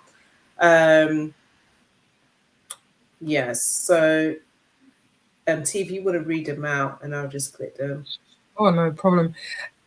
Arnica Bass, wow, you're so right. 6 weeks in JA during the summer holidays was the best experience of my childhood also. Wow. Mr. Riggs, peace and blessings. Oh, Akua, ladies, your hair look amazing today. Thank you, sis. Right, Mr. Riggs, hold on. Slow down, Kaz. I'm just trying to go through the questions. I don't want to read every single thing out, but yeah, go ahead. Sorry. It's okay, no problem. You go ahead. Well, I suppose because the conversation's moved on as well, sometimes it just be a bit random. So it's okay. So, yeah, do you want to read that out? So, Jarain, greetings and love, beloveds. Your dad's generation is not the problem per se. It's when we, the first generation, still think like that. That is where the problem is. That's where I see the problem. Oh, our lovely Kwame. Absolutely. I think that if our young people in the UK were exposed to our countries, their outlook and perspective would be so different than what it is right now. I agree. And Sister Akua again. My sister said that Jamaica is a cleaner Ghana. Wow, really? But defo, Jamaicans are the tough Ghanaians and the feisty Nigerians and the Congolese. What's your thoughts on that, Pablo? Do you agree with Akua? Yeah, I mean, I agree in the sense of sometimes, yeah, it's all in us, you know, and we've been compared to Nigerians in certain ways, and we know of the, you know, the Ghanaian culture, the Twi, the Shanti of Maroon, the Maroons, the story of the Maroons, and you know, there's so many tribes in Jamaica, because when you look at people in Jamaica, there's so many different faces in Jamaica that reflect all the tribes in Africa.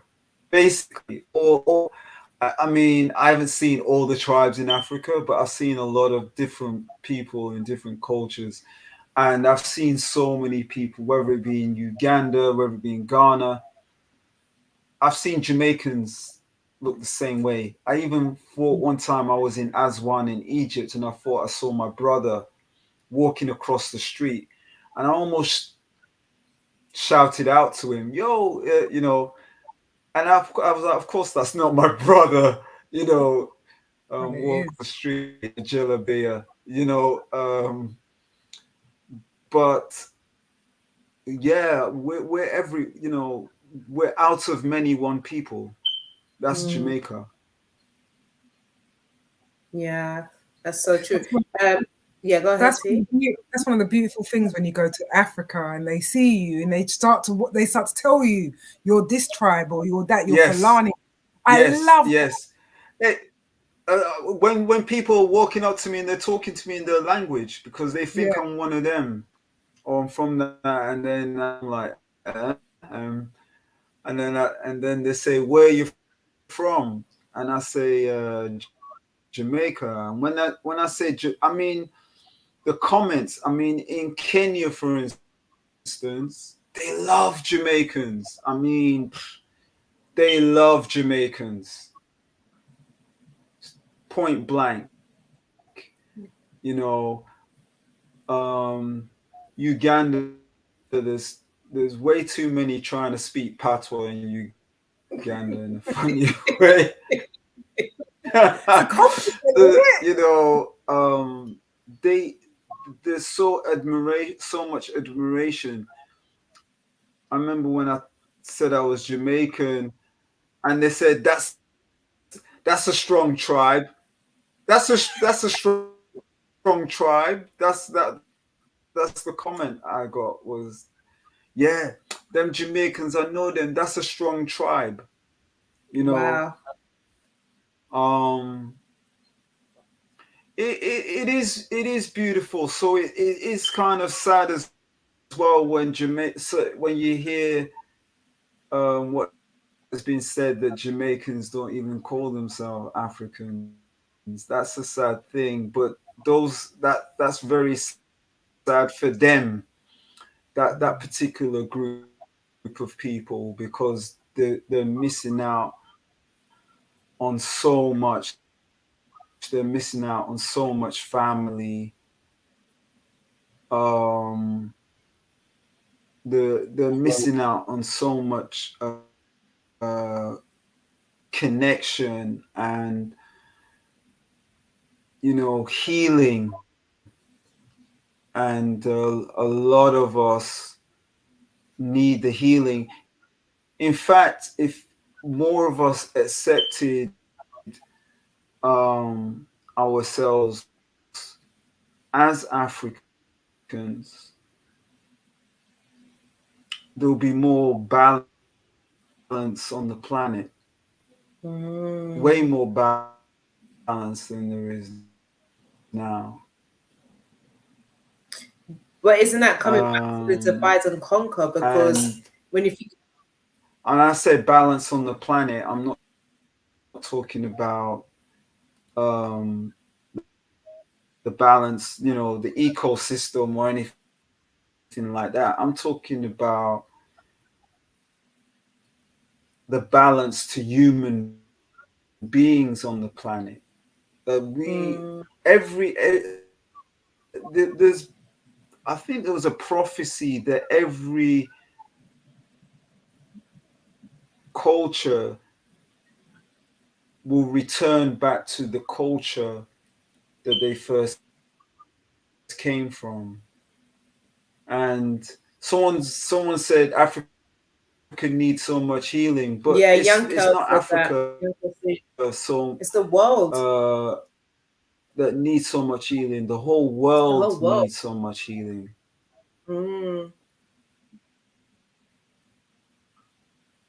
Definitely. I agree with you, Pablo, that the entire world needs healing, because at the end of the day, even with certain history that's been shared, our history is their history. All of our history is really, is integrated in some shape or form, but they won't share that element of certain parts of the history because they know then it means that they have to take accountability of their responsibility for what they've done to, significant amount of people. And even, I don't know if any of you guys have seen this YouTube clip going about the slavery exhibition in Bank. I don't know if anybody's familiar with that. Is that to do with the banks and the contribution? Yeah, that's right. Yeah. And, obviously in 2015, we as a taxpayers, imagine, I laugh because I don't even know what else to say or to do. We have been paying the contribution to pay off those slave masters for their loss, which is us. And we've been paying as taxpayers to pay off these people. Can you imagine? And we know this, but again,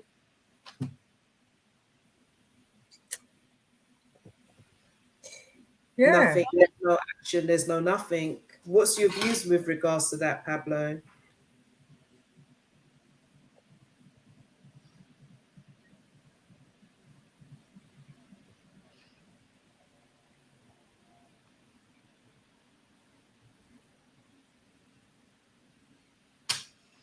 Did he hear? Can you hear us? Is he thinking about it?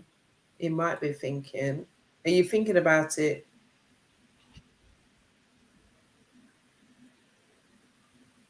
I'm not sure what's happened.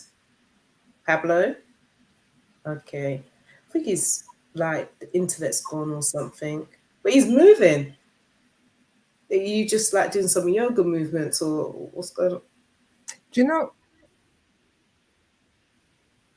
I was actually going to say to him, I just feel like in terms of what he does as a profession, the shmai, the breath, getting in touch with your body. If everybody on the planet was doing that, I think that it would definitely be a better place because Absolutely. you'd be in touch. Like, I just feel like a lot of people do a lot of harm because they're already hurt and they don't know how to do good. Does that Mm, make sense? yeah, that makes a lot of sense. And I just as you know, I was saying to Pablo, like going to his classes gave me a foundation that I will never forget. It's led me, I can always talk to you about my journeys where it's, the twists and turns. But what I've learned in terms of, being a decent human being, I feel like if we teach the children, forget about, the division and all the rest of it, just teach them to be decent human beings. And we're almost there. But I Yeah. feel like, you know, the distractions that are there, the things that, we allow, or being complacent even in terms of Mm, parents not seeing the value in taking their children back to where they're from, not teaching them fundamental things and basically letting the TV, the TV is not going to teach your children good from evil. mm, I just feel like, there's so much wealth to be learned from just going back to basics, and I mm-hmm. love what, even in terms of the children, I took them back to Jamaica. They didn't have all the TV. They didn't have time for it. They didn't have time for it. They were out in the fresh air, in the water, in the sun, running through plants and trees and they were in awe of nature. Mm, Nowadays, even get the children outside is an issue. But yeah, once they're out there, love it. they love it. Yeah, because Mr. Riggs even made a point with that. Mr. Riggs said, let me just find, he was saying about one of the problems is that oh gosh, most of the children are okay. No, that wasn't that one. He was basically saying that how the majority of our children, they don't even want to, like, yeah, there it is. He says, but when we was young, we used to jump on the buses and trains. We still travel a lot. Most of our children today stay indoors because of society's complications. So, and a lot more of the children are just stuck on gaming, the PS4s and all that kind of stuff. And half of them, none of them's really like reading or, you know, they're not stimulating the mind, the brain as such. Do you know what I mean? Kind of thing. They're not seeing anything to make them want to explore those things what you basically mentioned there. But Pablo's back now. Back. I wanted to ask him if he has a program for children because he mentioned the mindful in doing what we done before we actually went into the discussion. Is that a lot of primary schools in the UK and I know in parts of Europe are doing more with mindfulness. So, do you have any tips, Pablo, or anything that we can do with the children in terms of that, please? One of the things you mentioned is going back to nature, and I do have a program for children, but I haven't been able to roll it out. So if anyone who's in a school working with young people who want to come out to Africa and be on a farm and do yoga and learn how to grow, plant some trees and learn how to grow food and put their hands in the soil and be involved in the culture and learn something about the culture, then get in touch, because there is space for that to happen in Kenya. Wonderful. And how can our viewers and those catching replay, how can they connect with you to get more information?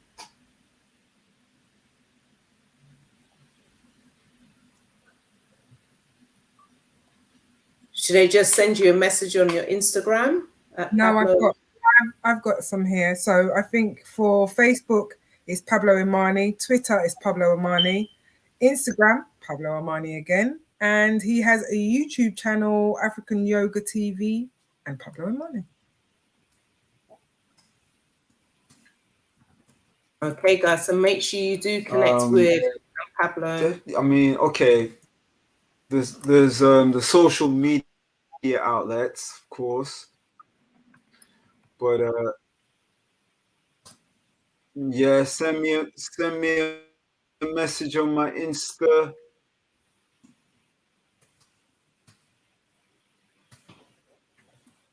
Okay, it's brilliant. I've also put that into the comments as well, guys.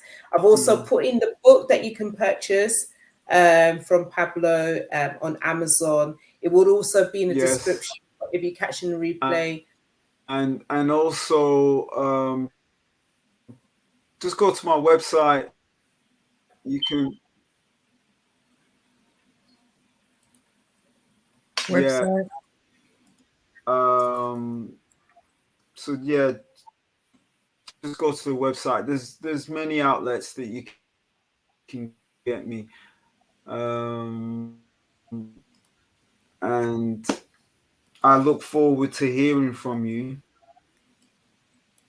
in that regards, because that will be a game changer for a lot of people in our community.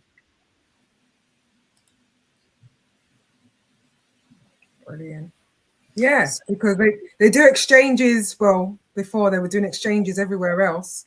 So yeah, to do exchanges for our young people to go back to Kenya, Uganda, wherever, I think that's something that we definitely need to look about and invest in. You know, maybe we can go to some business owners, but I'm sure we've got so many bright people within our community that can come up with amazing ideas and opportunities. So it's all about networking as well. Thank you so much, Pablo. It's been amazing speaking to you. It's been really refreshing. I've really enjoyed this conversation. I know we said it's only going to be an hour and a half, but Chale, it is. I mean, Pablo, what time do you need to go to bed? What time do you need to go?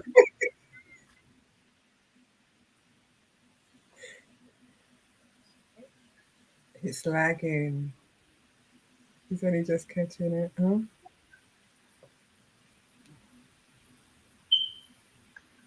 Can't hear him now. I think there's a slight delay. Yeah. Yeah. But Pablo's going to be sharing more information because he is in the UK and he does have some workshop. I believe it's going on till the 25th of August, but hopefully Pablo will be back with us. This is one of the beautiful things about doing lives, because some guys I know, like I think it was Iola was saying that how internet just crashed because of the rain. Yes. So yeah, Pablo, you back with us? So come on now. So what time do you have to be? What time do you have to go? You said about patience, so I'm just gonna hear your response. Absolutely. I swear Pablo's gonna think of this woman. I don't even know her. She just got me anyway. So tell us about the workshops that you are currently doing until the end of August.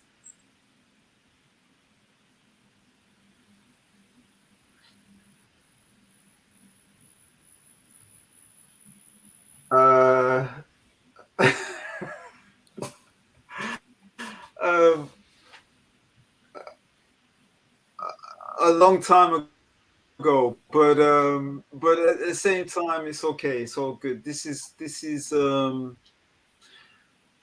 all this is seeding, yes. So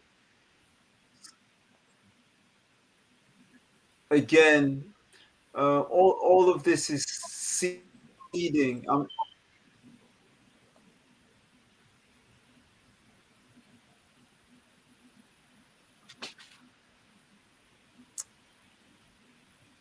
Yeah. We can't hear you. No, No, man. this is not cool. We have to have patience, remember. It's true. One thing that these lives are teaching us is to be patient.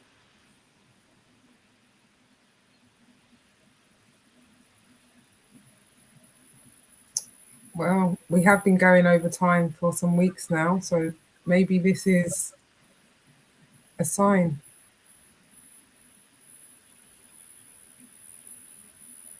You know what? I was trying to do a mad one. I was trying to make He's starting to dance. He's starting to dance. Like, what's going on? clock it.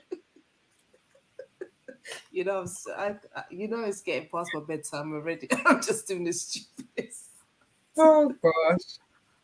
I was trying to make that. Okay, so I've got a series of classes. Yay. Basically, they're in Brockwell Park. I've got like, I'm just running classes open for people to come. That's mostly South London area, South in South London, but I've had people turning up from West London, from East London, from North London to these sessions in Brockwell Park on a Monday, Wednesday, and a Thursday. So I have a session tomorrow. Hopefully, it won't rain. And I have a session tomorrow on the Thursday, and then I have Monday again in Brockwell Park. But on Tuesday, I'm going to be in a yoga studio.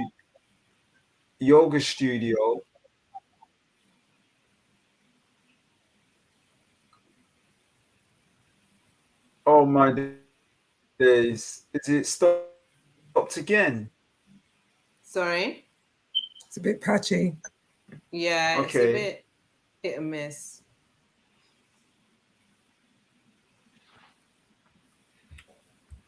Is there any way I can like message it? Can I No, I've message already. it? Can You I know put it in the what? comments? Can Yeah, I do you a can put in a. private chat? You can put a private chat, but with regards to Hema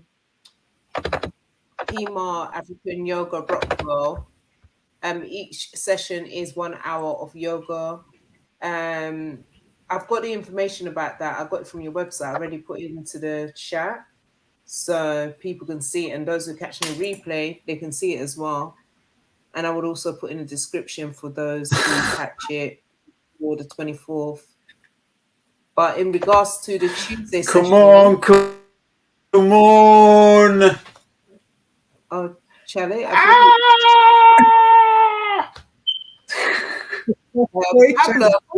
thought you said one of the things that you learned is about patience. All right. Wow, and also release. Listen, just I'm going to talk and see if it will catch up. yeah, we hear you. So, on Tuesday next week, I'll be in a studio called the Flow, the Flow Yoga studio in Dalston. Mm-hmm. And that's 10B Bradbury Street, Dalston. And I'm going to send you. I'll send you a link, Okay. Kaz, Yeah. for that, so you can actually click on it and What time is get the that? information. What time? And I'm going to be doing the whole Brockwell Park thing. Thank you, Kaz, for putting that up. Excellent. But then after these sessions, I'm gone. I'm getting on a plane and I'm back to Kenya. But do you need an assistant? Because you sound like you need an assistant. You sound like you need to recruit me. I'm just saying. Look, I'm doing your work. Look, Chale, you don't even know me and I'm promoting. Oh, PA, you're a great PA, Kaz. I'm thinking I might go to the session tomorrow in Brockwell Park. Because what time is that one? That one is it's 6:30 to 7:30. Yeah. How much is it, Pablo? Let me see. Book now. Let me see how much it is for you people. There are no appointments types available. What's going on, Chale? Didn't he say that he was doing 3 sessions? I don't know. I didn't hear that bit.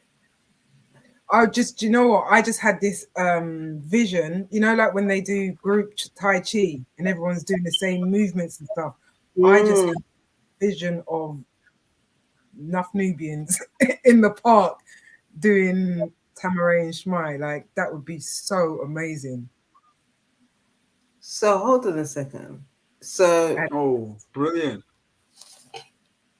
let me see something. So the 25th, ain't the 25th like around the corner? I just clocked. Today is the 17th, yeah? Yeah.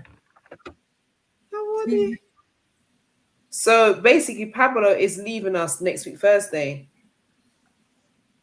It's a shame that because you could have linked up with Akua, because Akua is doing African spiritual practices. I'm sure she would have loved you to be a part of that. I think you need to speak to Akua, I'm just saying, just putting it out there.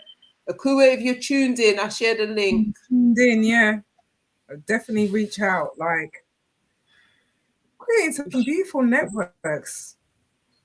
I think that would really, really go down as a treat just to add him in, like, I don't know if you're half decent or you might have your head wrap on, I don't know.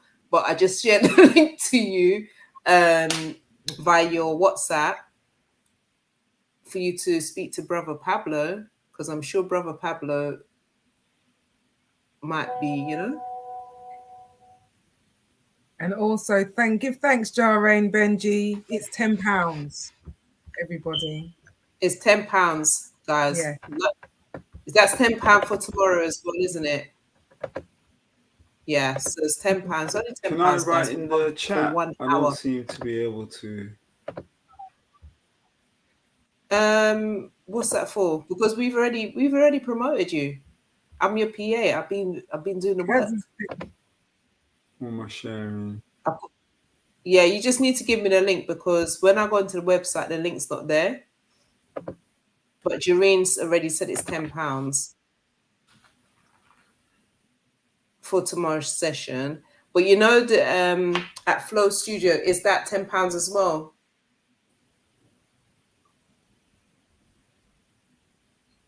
And what's the age groups as well?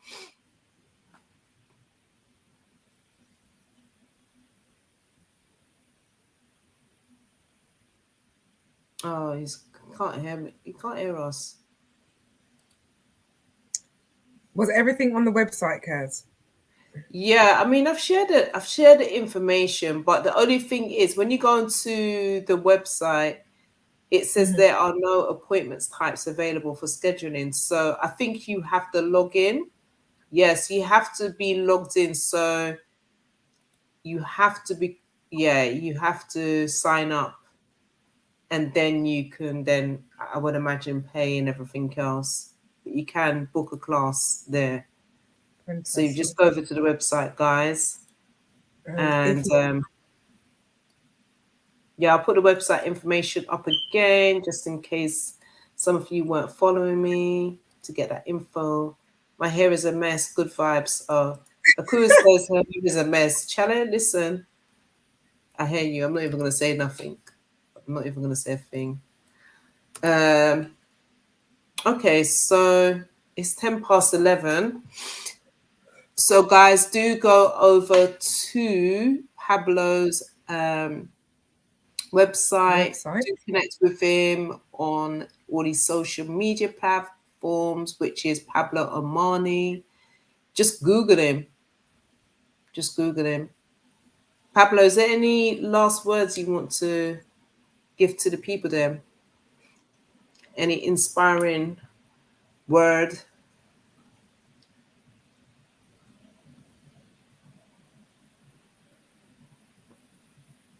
No. But again, thank you to Jarraine, because she's also just put in the chat, you can also turn up and pay on the day.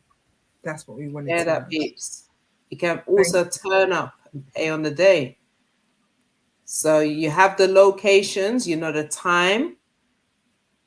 So they can just reach, but just make sure not come with a tempo. But can they pay on the contact list, or does it have to be cash? Oof. Cash only. You know, some people might be not even, a lot of people don't walk with cash. I don't really walk with cash, you know.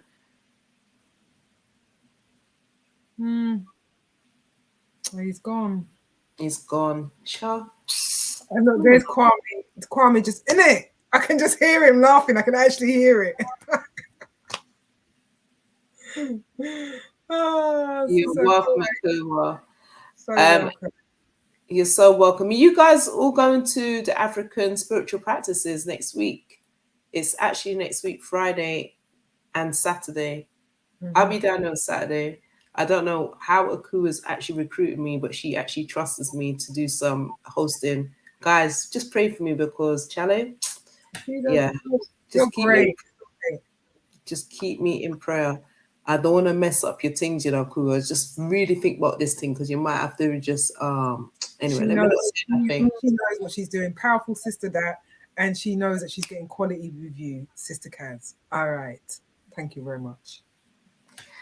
Okay then, right. That just shut me up. That just shut me right up. I think Pablo's coming back. Yep, here he is. Are you back?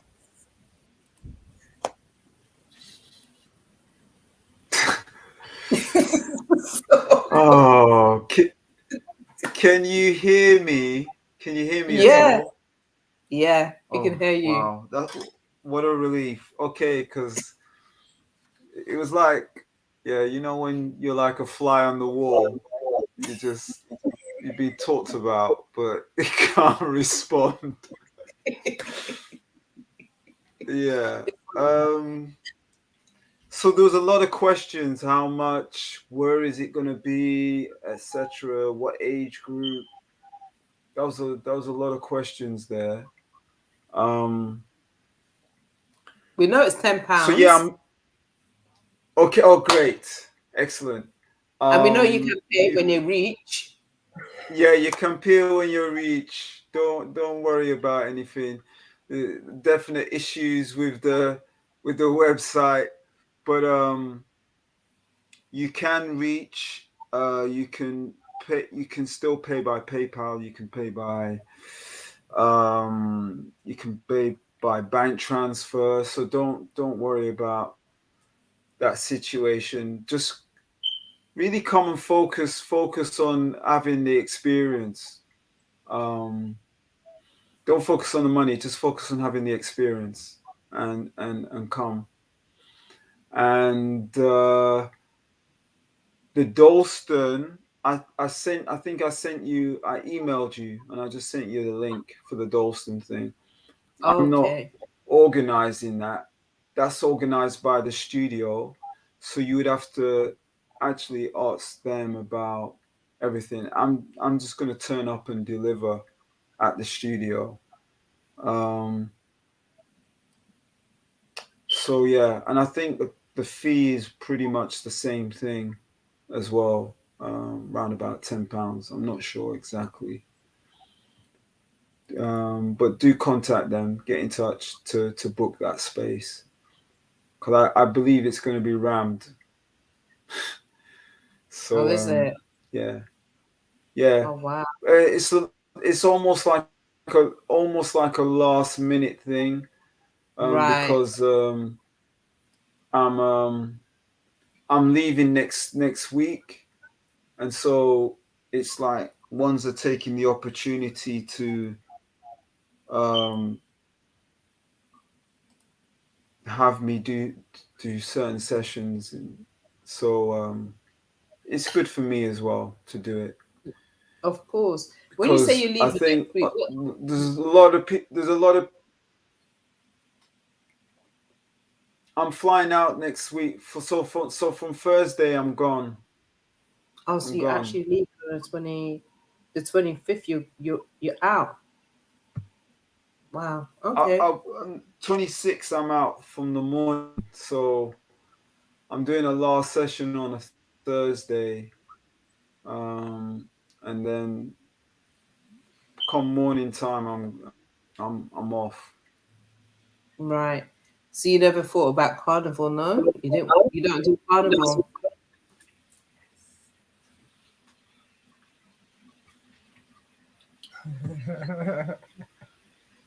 No, um, I'll leave that for the Okay. youngsters.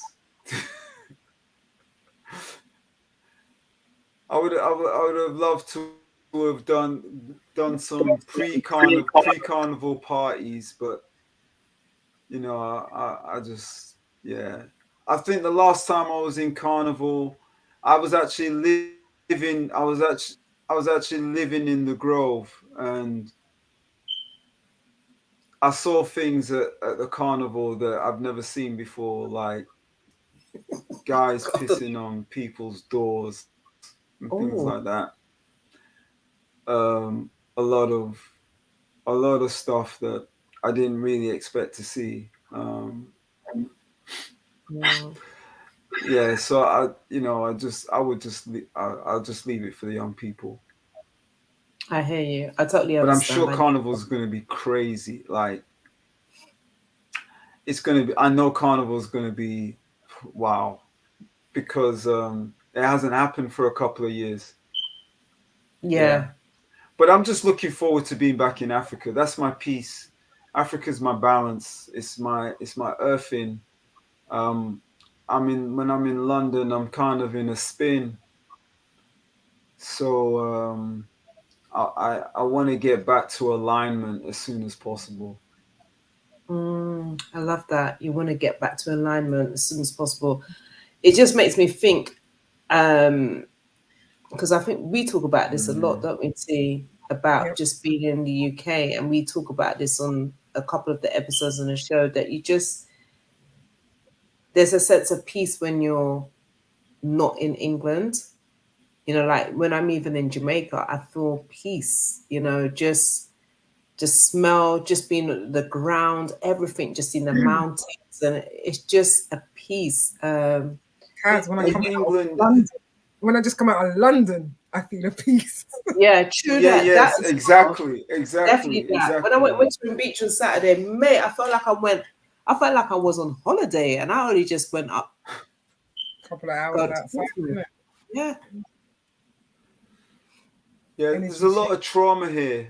There's a lot of trauma, and people are just living in the trauma and being surrounded by traumatized people, and there's no space. Um, you're boxed in. You're boxed in your house. You're boxed in your flat. You're boxed in. You're boxed in on the street. You're boxed in traffic. You're boxed in. You're just boxed in. Mhm. You know.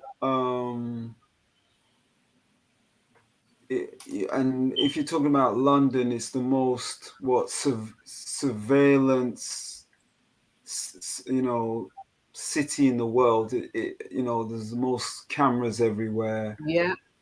You know, I mean, there's a lot, and there's a lot of people going through a lot of trauma here. I think all of us actually. So when I get to Africa, I can breathe No, but on a better. serious note, do you need a PA? Like for real? For People on real? tender hooks.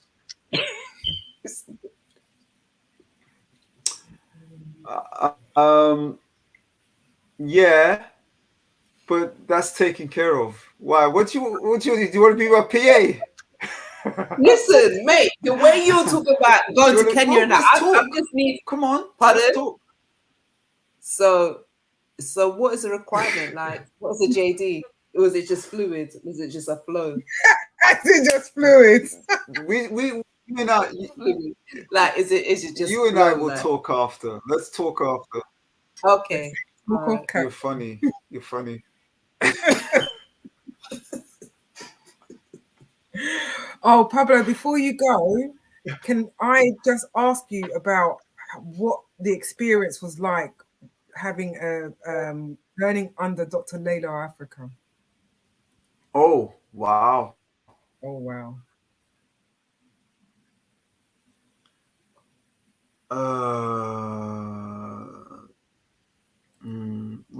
Dr. Layla Africa, may rest in peace. Absolutely. I mean, a lot of his teaching is in my work. A lot of his teaching, very profound. He changed. I've developed a particular lifestyle, and that's because of Dr. Layla Africa. That's he's a key influence to how I live, how I eat, how I look at the world, how I teach. Profound. So anyone that's had the blessing to be trained by this master teacher, I know that they're on to do great things in the world. I mean, my thing is that if I can share, or I use this word a lot, seed people's change. If I can help to seed people's change, it's, you know, I'm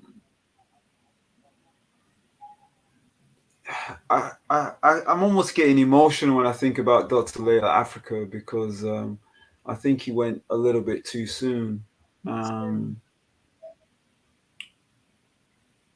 But yeah, it was great. It was a profound experience to be taught and trained by him. But you know, I've had many great teachers, so I give thanks. I give thanks for all of them. And some things, you know, you may not agree with all your teachers, but my thing is that, you know, if someone steps up fearlessly and says the things that they need, you know, say the things that maybe some people don't like to hear or want to hear, but it needs to be said. Yeah, I just think that there has to be a lot of respect due for that person.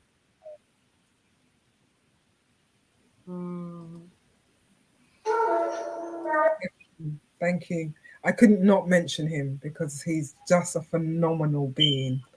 And when I read that in your bio that you had had the pleasure of being taught underneath, yeah, you're absolutely correct, master teacher. So thank you.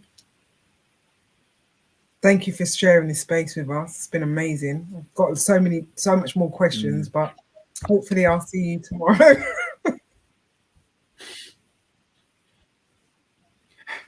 Yay!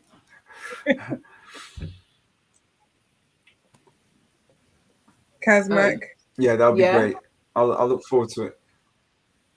Excellent. Amazing. Kaz, are you too? You too.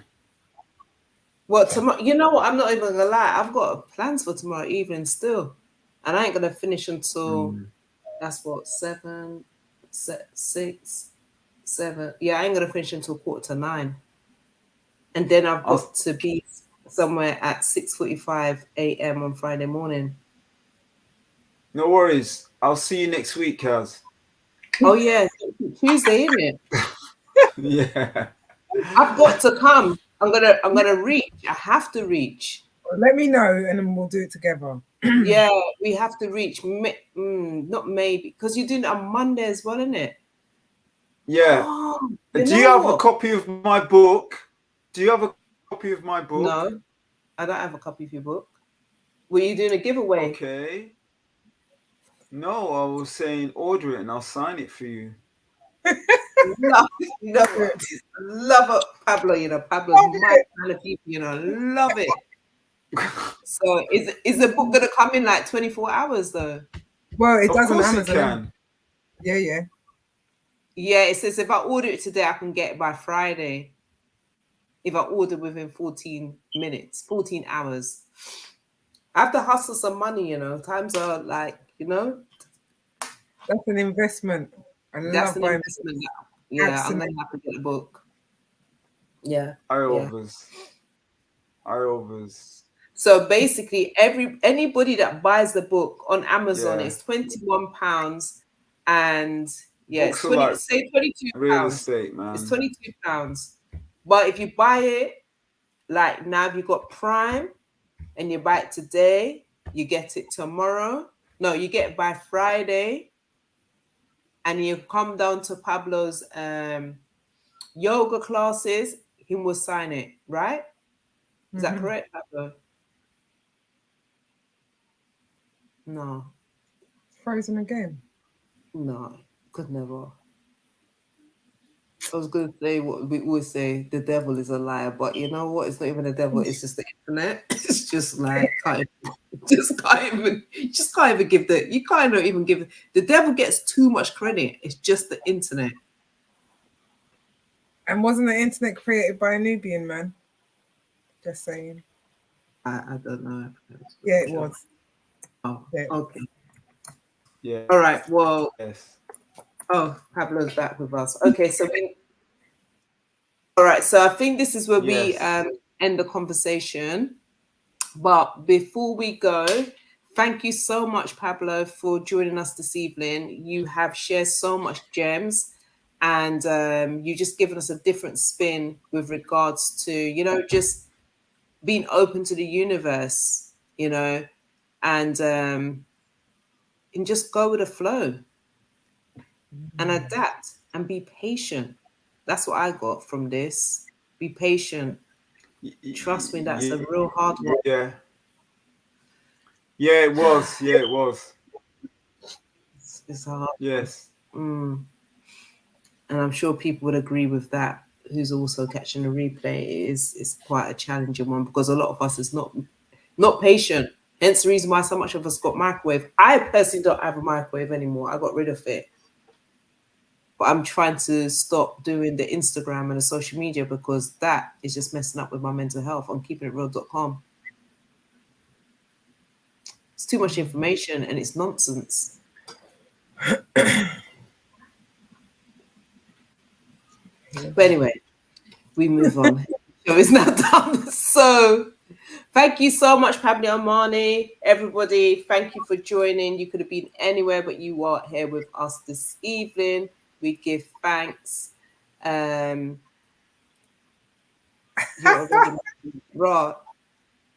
Oh, wow. Oh, sorry, Pablo. I'm not even available because I've just been already. PM. I didn't know that, but I'm his personal assistant apparently. So my last word would be know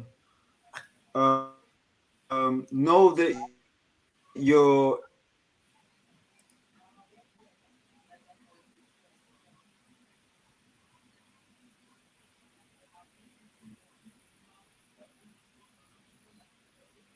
At this rate, he's going to have to type it in the chat.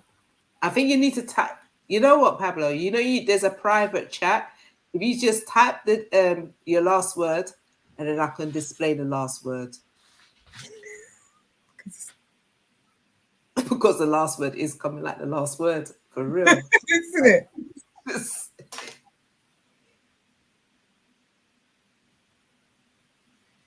Let's be patient. know you're eternal. No, you're eternal. Know you're eternal. Yep.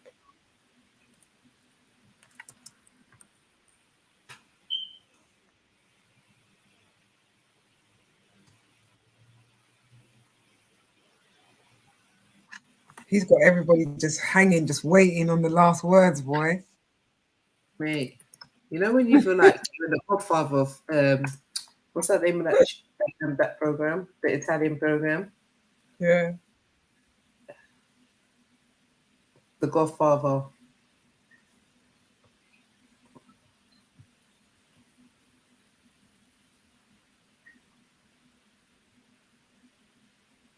Okay. When you know that you return, you don't have to rush. I love that. All right, I'm going to put it up there because I'm going to read it with everybody else. I love that. So this is Pablo's last word, guys. When you know that you are eternal, you're done. You don't have to rush. Don't rush. Remember, ain't there that tune that the Don't Rush, the challenge that went mad last year not last year, 2 years ago during a lockdown, and everyone was doing the Don't Rush challenge. Well, not challenge, how about this challenge to be Tama-re Smai? Hey. Yeah. Can we have some useful challenges like that, maybe? Say what?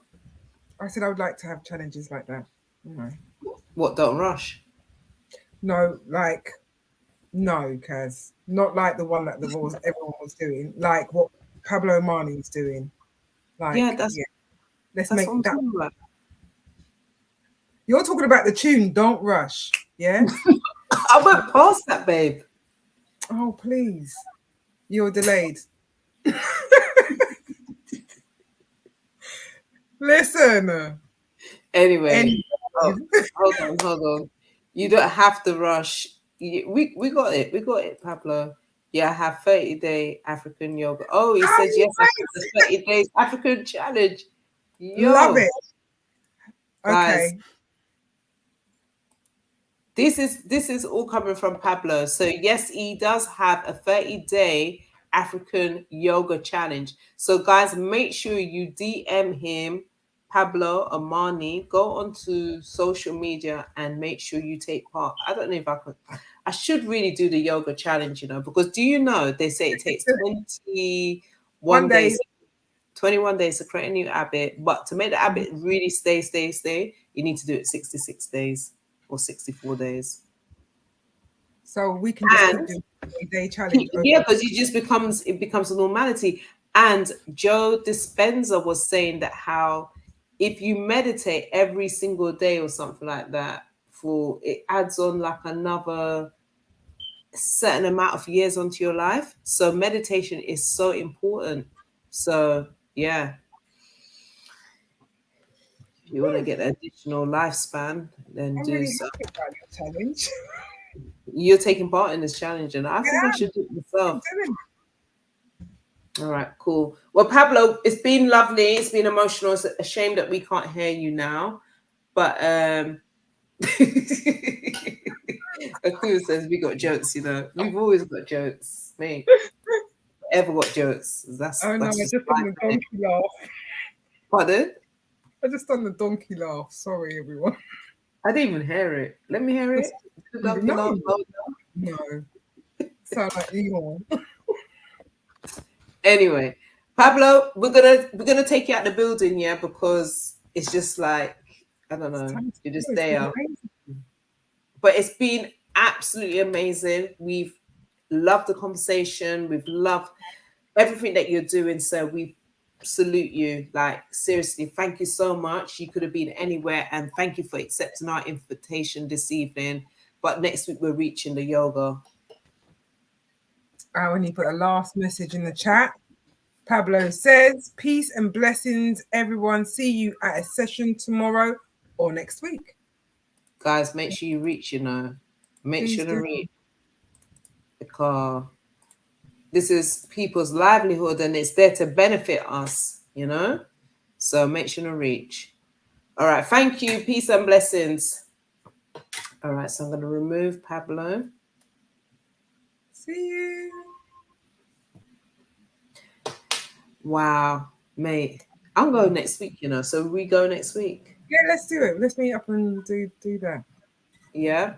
All right, Yeah. guys. So make sure you got all the information. If you're catching replay, it's in a comment. I will try my best to put in the description. I am a bit, it's a lot. I'm not even going to lie. I'm doing a whole heap of other things. So I'm going to try and get as much of this information in the description. Actually, I might just do it after this actual show itself. So by the time you catch it, like tonight or tomorrow, you have the information, and we may even see you at the yoga session. Also next week, guys, Akua has got African practices. It's going to be taking place next week. In fact, let me just show on a little something. Let me see. Oh, Vanessa. Let me see. Where the thing there? Little flyer. Ooh. Huh? Oh, yeah, but I have more than that. Look here.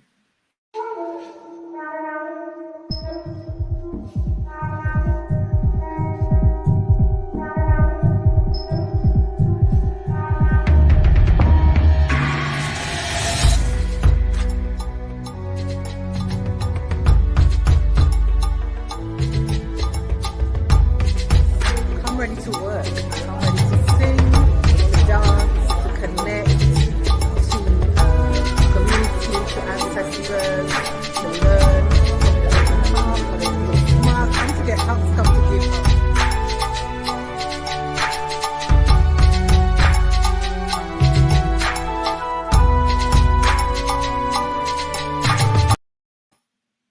So, guys, the information is there. So, if you need somewhere to go, remember saying I still can reach Carnival, because it's on Friday and Saturday. Carnival is not until Sunday, just saying. And I can reach. And it's going to be a blessed experience. And try and forward. If you can't forward, at least share this information with other people as well. And again, I will have that information on the description as well, so they can get the tickets. Remember, the tickets sell. The discount price changed now. Akua did tell you last week, Wednesday, the price is going up. So, yeah, still reach, still forward. And yeah, that's it really. What else, T? Anything else? All right, because it's like 11:38 and I'm trying to go to my bed before midnight. I've got to take off all of this, take off the lashes. You see it, everybody? Got to take off all of that now. It's good to be bed already. And it is what it is. It's been a blessed time to be connecting with you all today. Please do share the live with your people them. We are trying to get to 1,000 subscribers by September. So far we're on 740. So we still got a lot of work to do, but with you guys helping us, it can spread, it can generate, and the next minute we can make money. Yeah, try a thing, and we have to try a thing. So please, sorry, I'm tired. When I'm tired, I just start chat. Let me just come off this live here because I'm just, and I'm not even drinking. I'm not even drinking wine. I'm drinking proper peppermint. I'm proper baiting up myself. I'm not even gonna lie, guys. Sometimes when I'm drinking from the mug, I'm blatantly drinking a drink. Not that I need a drink, but it's just, yeah. Let me go. I love you. See you later. See you guys. Hold on, sorry, T. You can't just go like that. We got to end the show properly. Remember, we got to end it like. Guys, good night. It's been emotional. Thank you so much for joining. Make sure you do connect with us on the social media platforms as well. Next week, Wednesday, we have another great show lined up for you. If you want to find out, make sure you subscribe and then you get updates. All right, peace out. Blessed love. 1.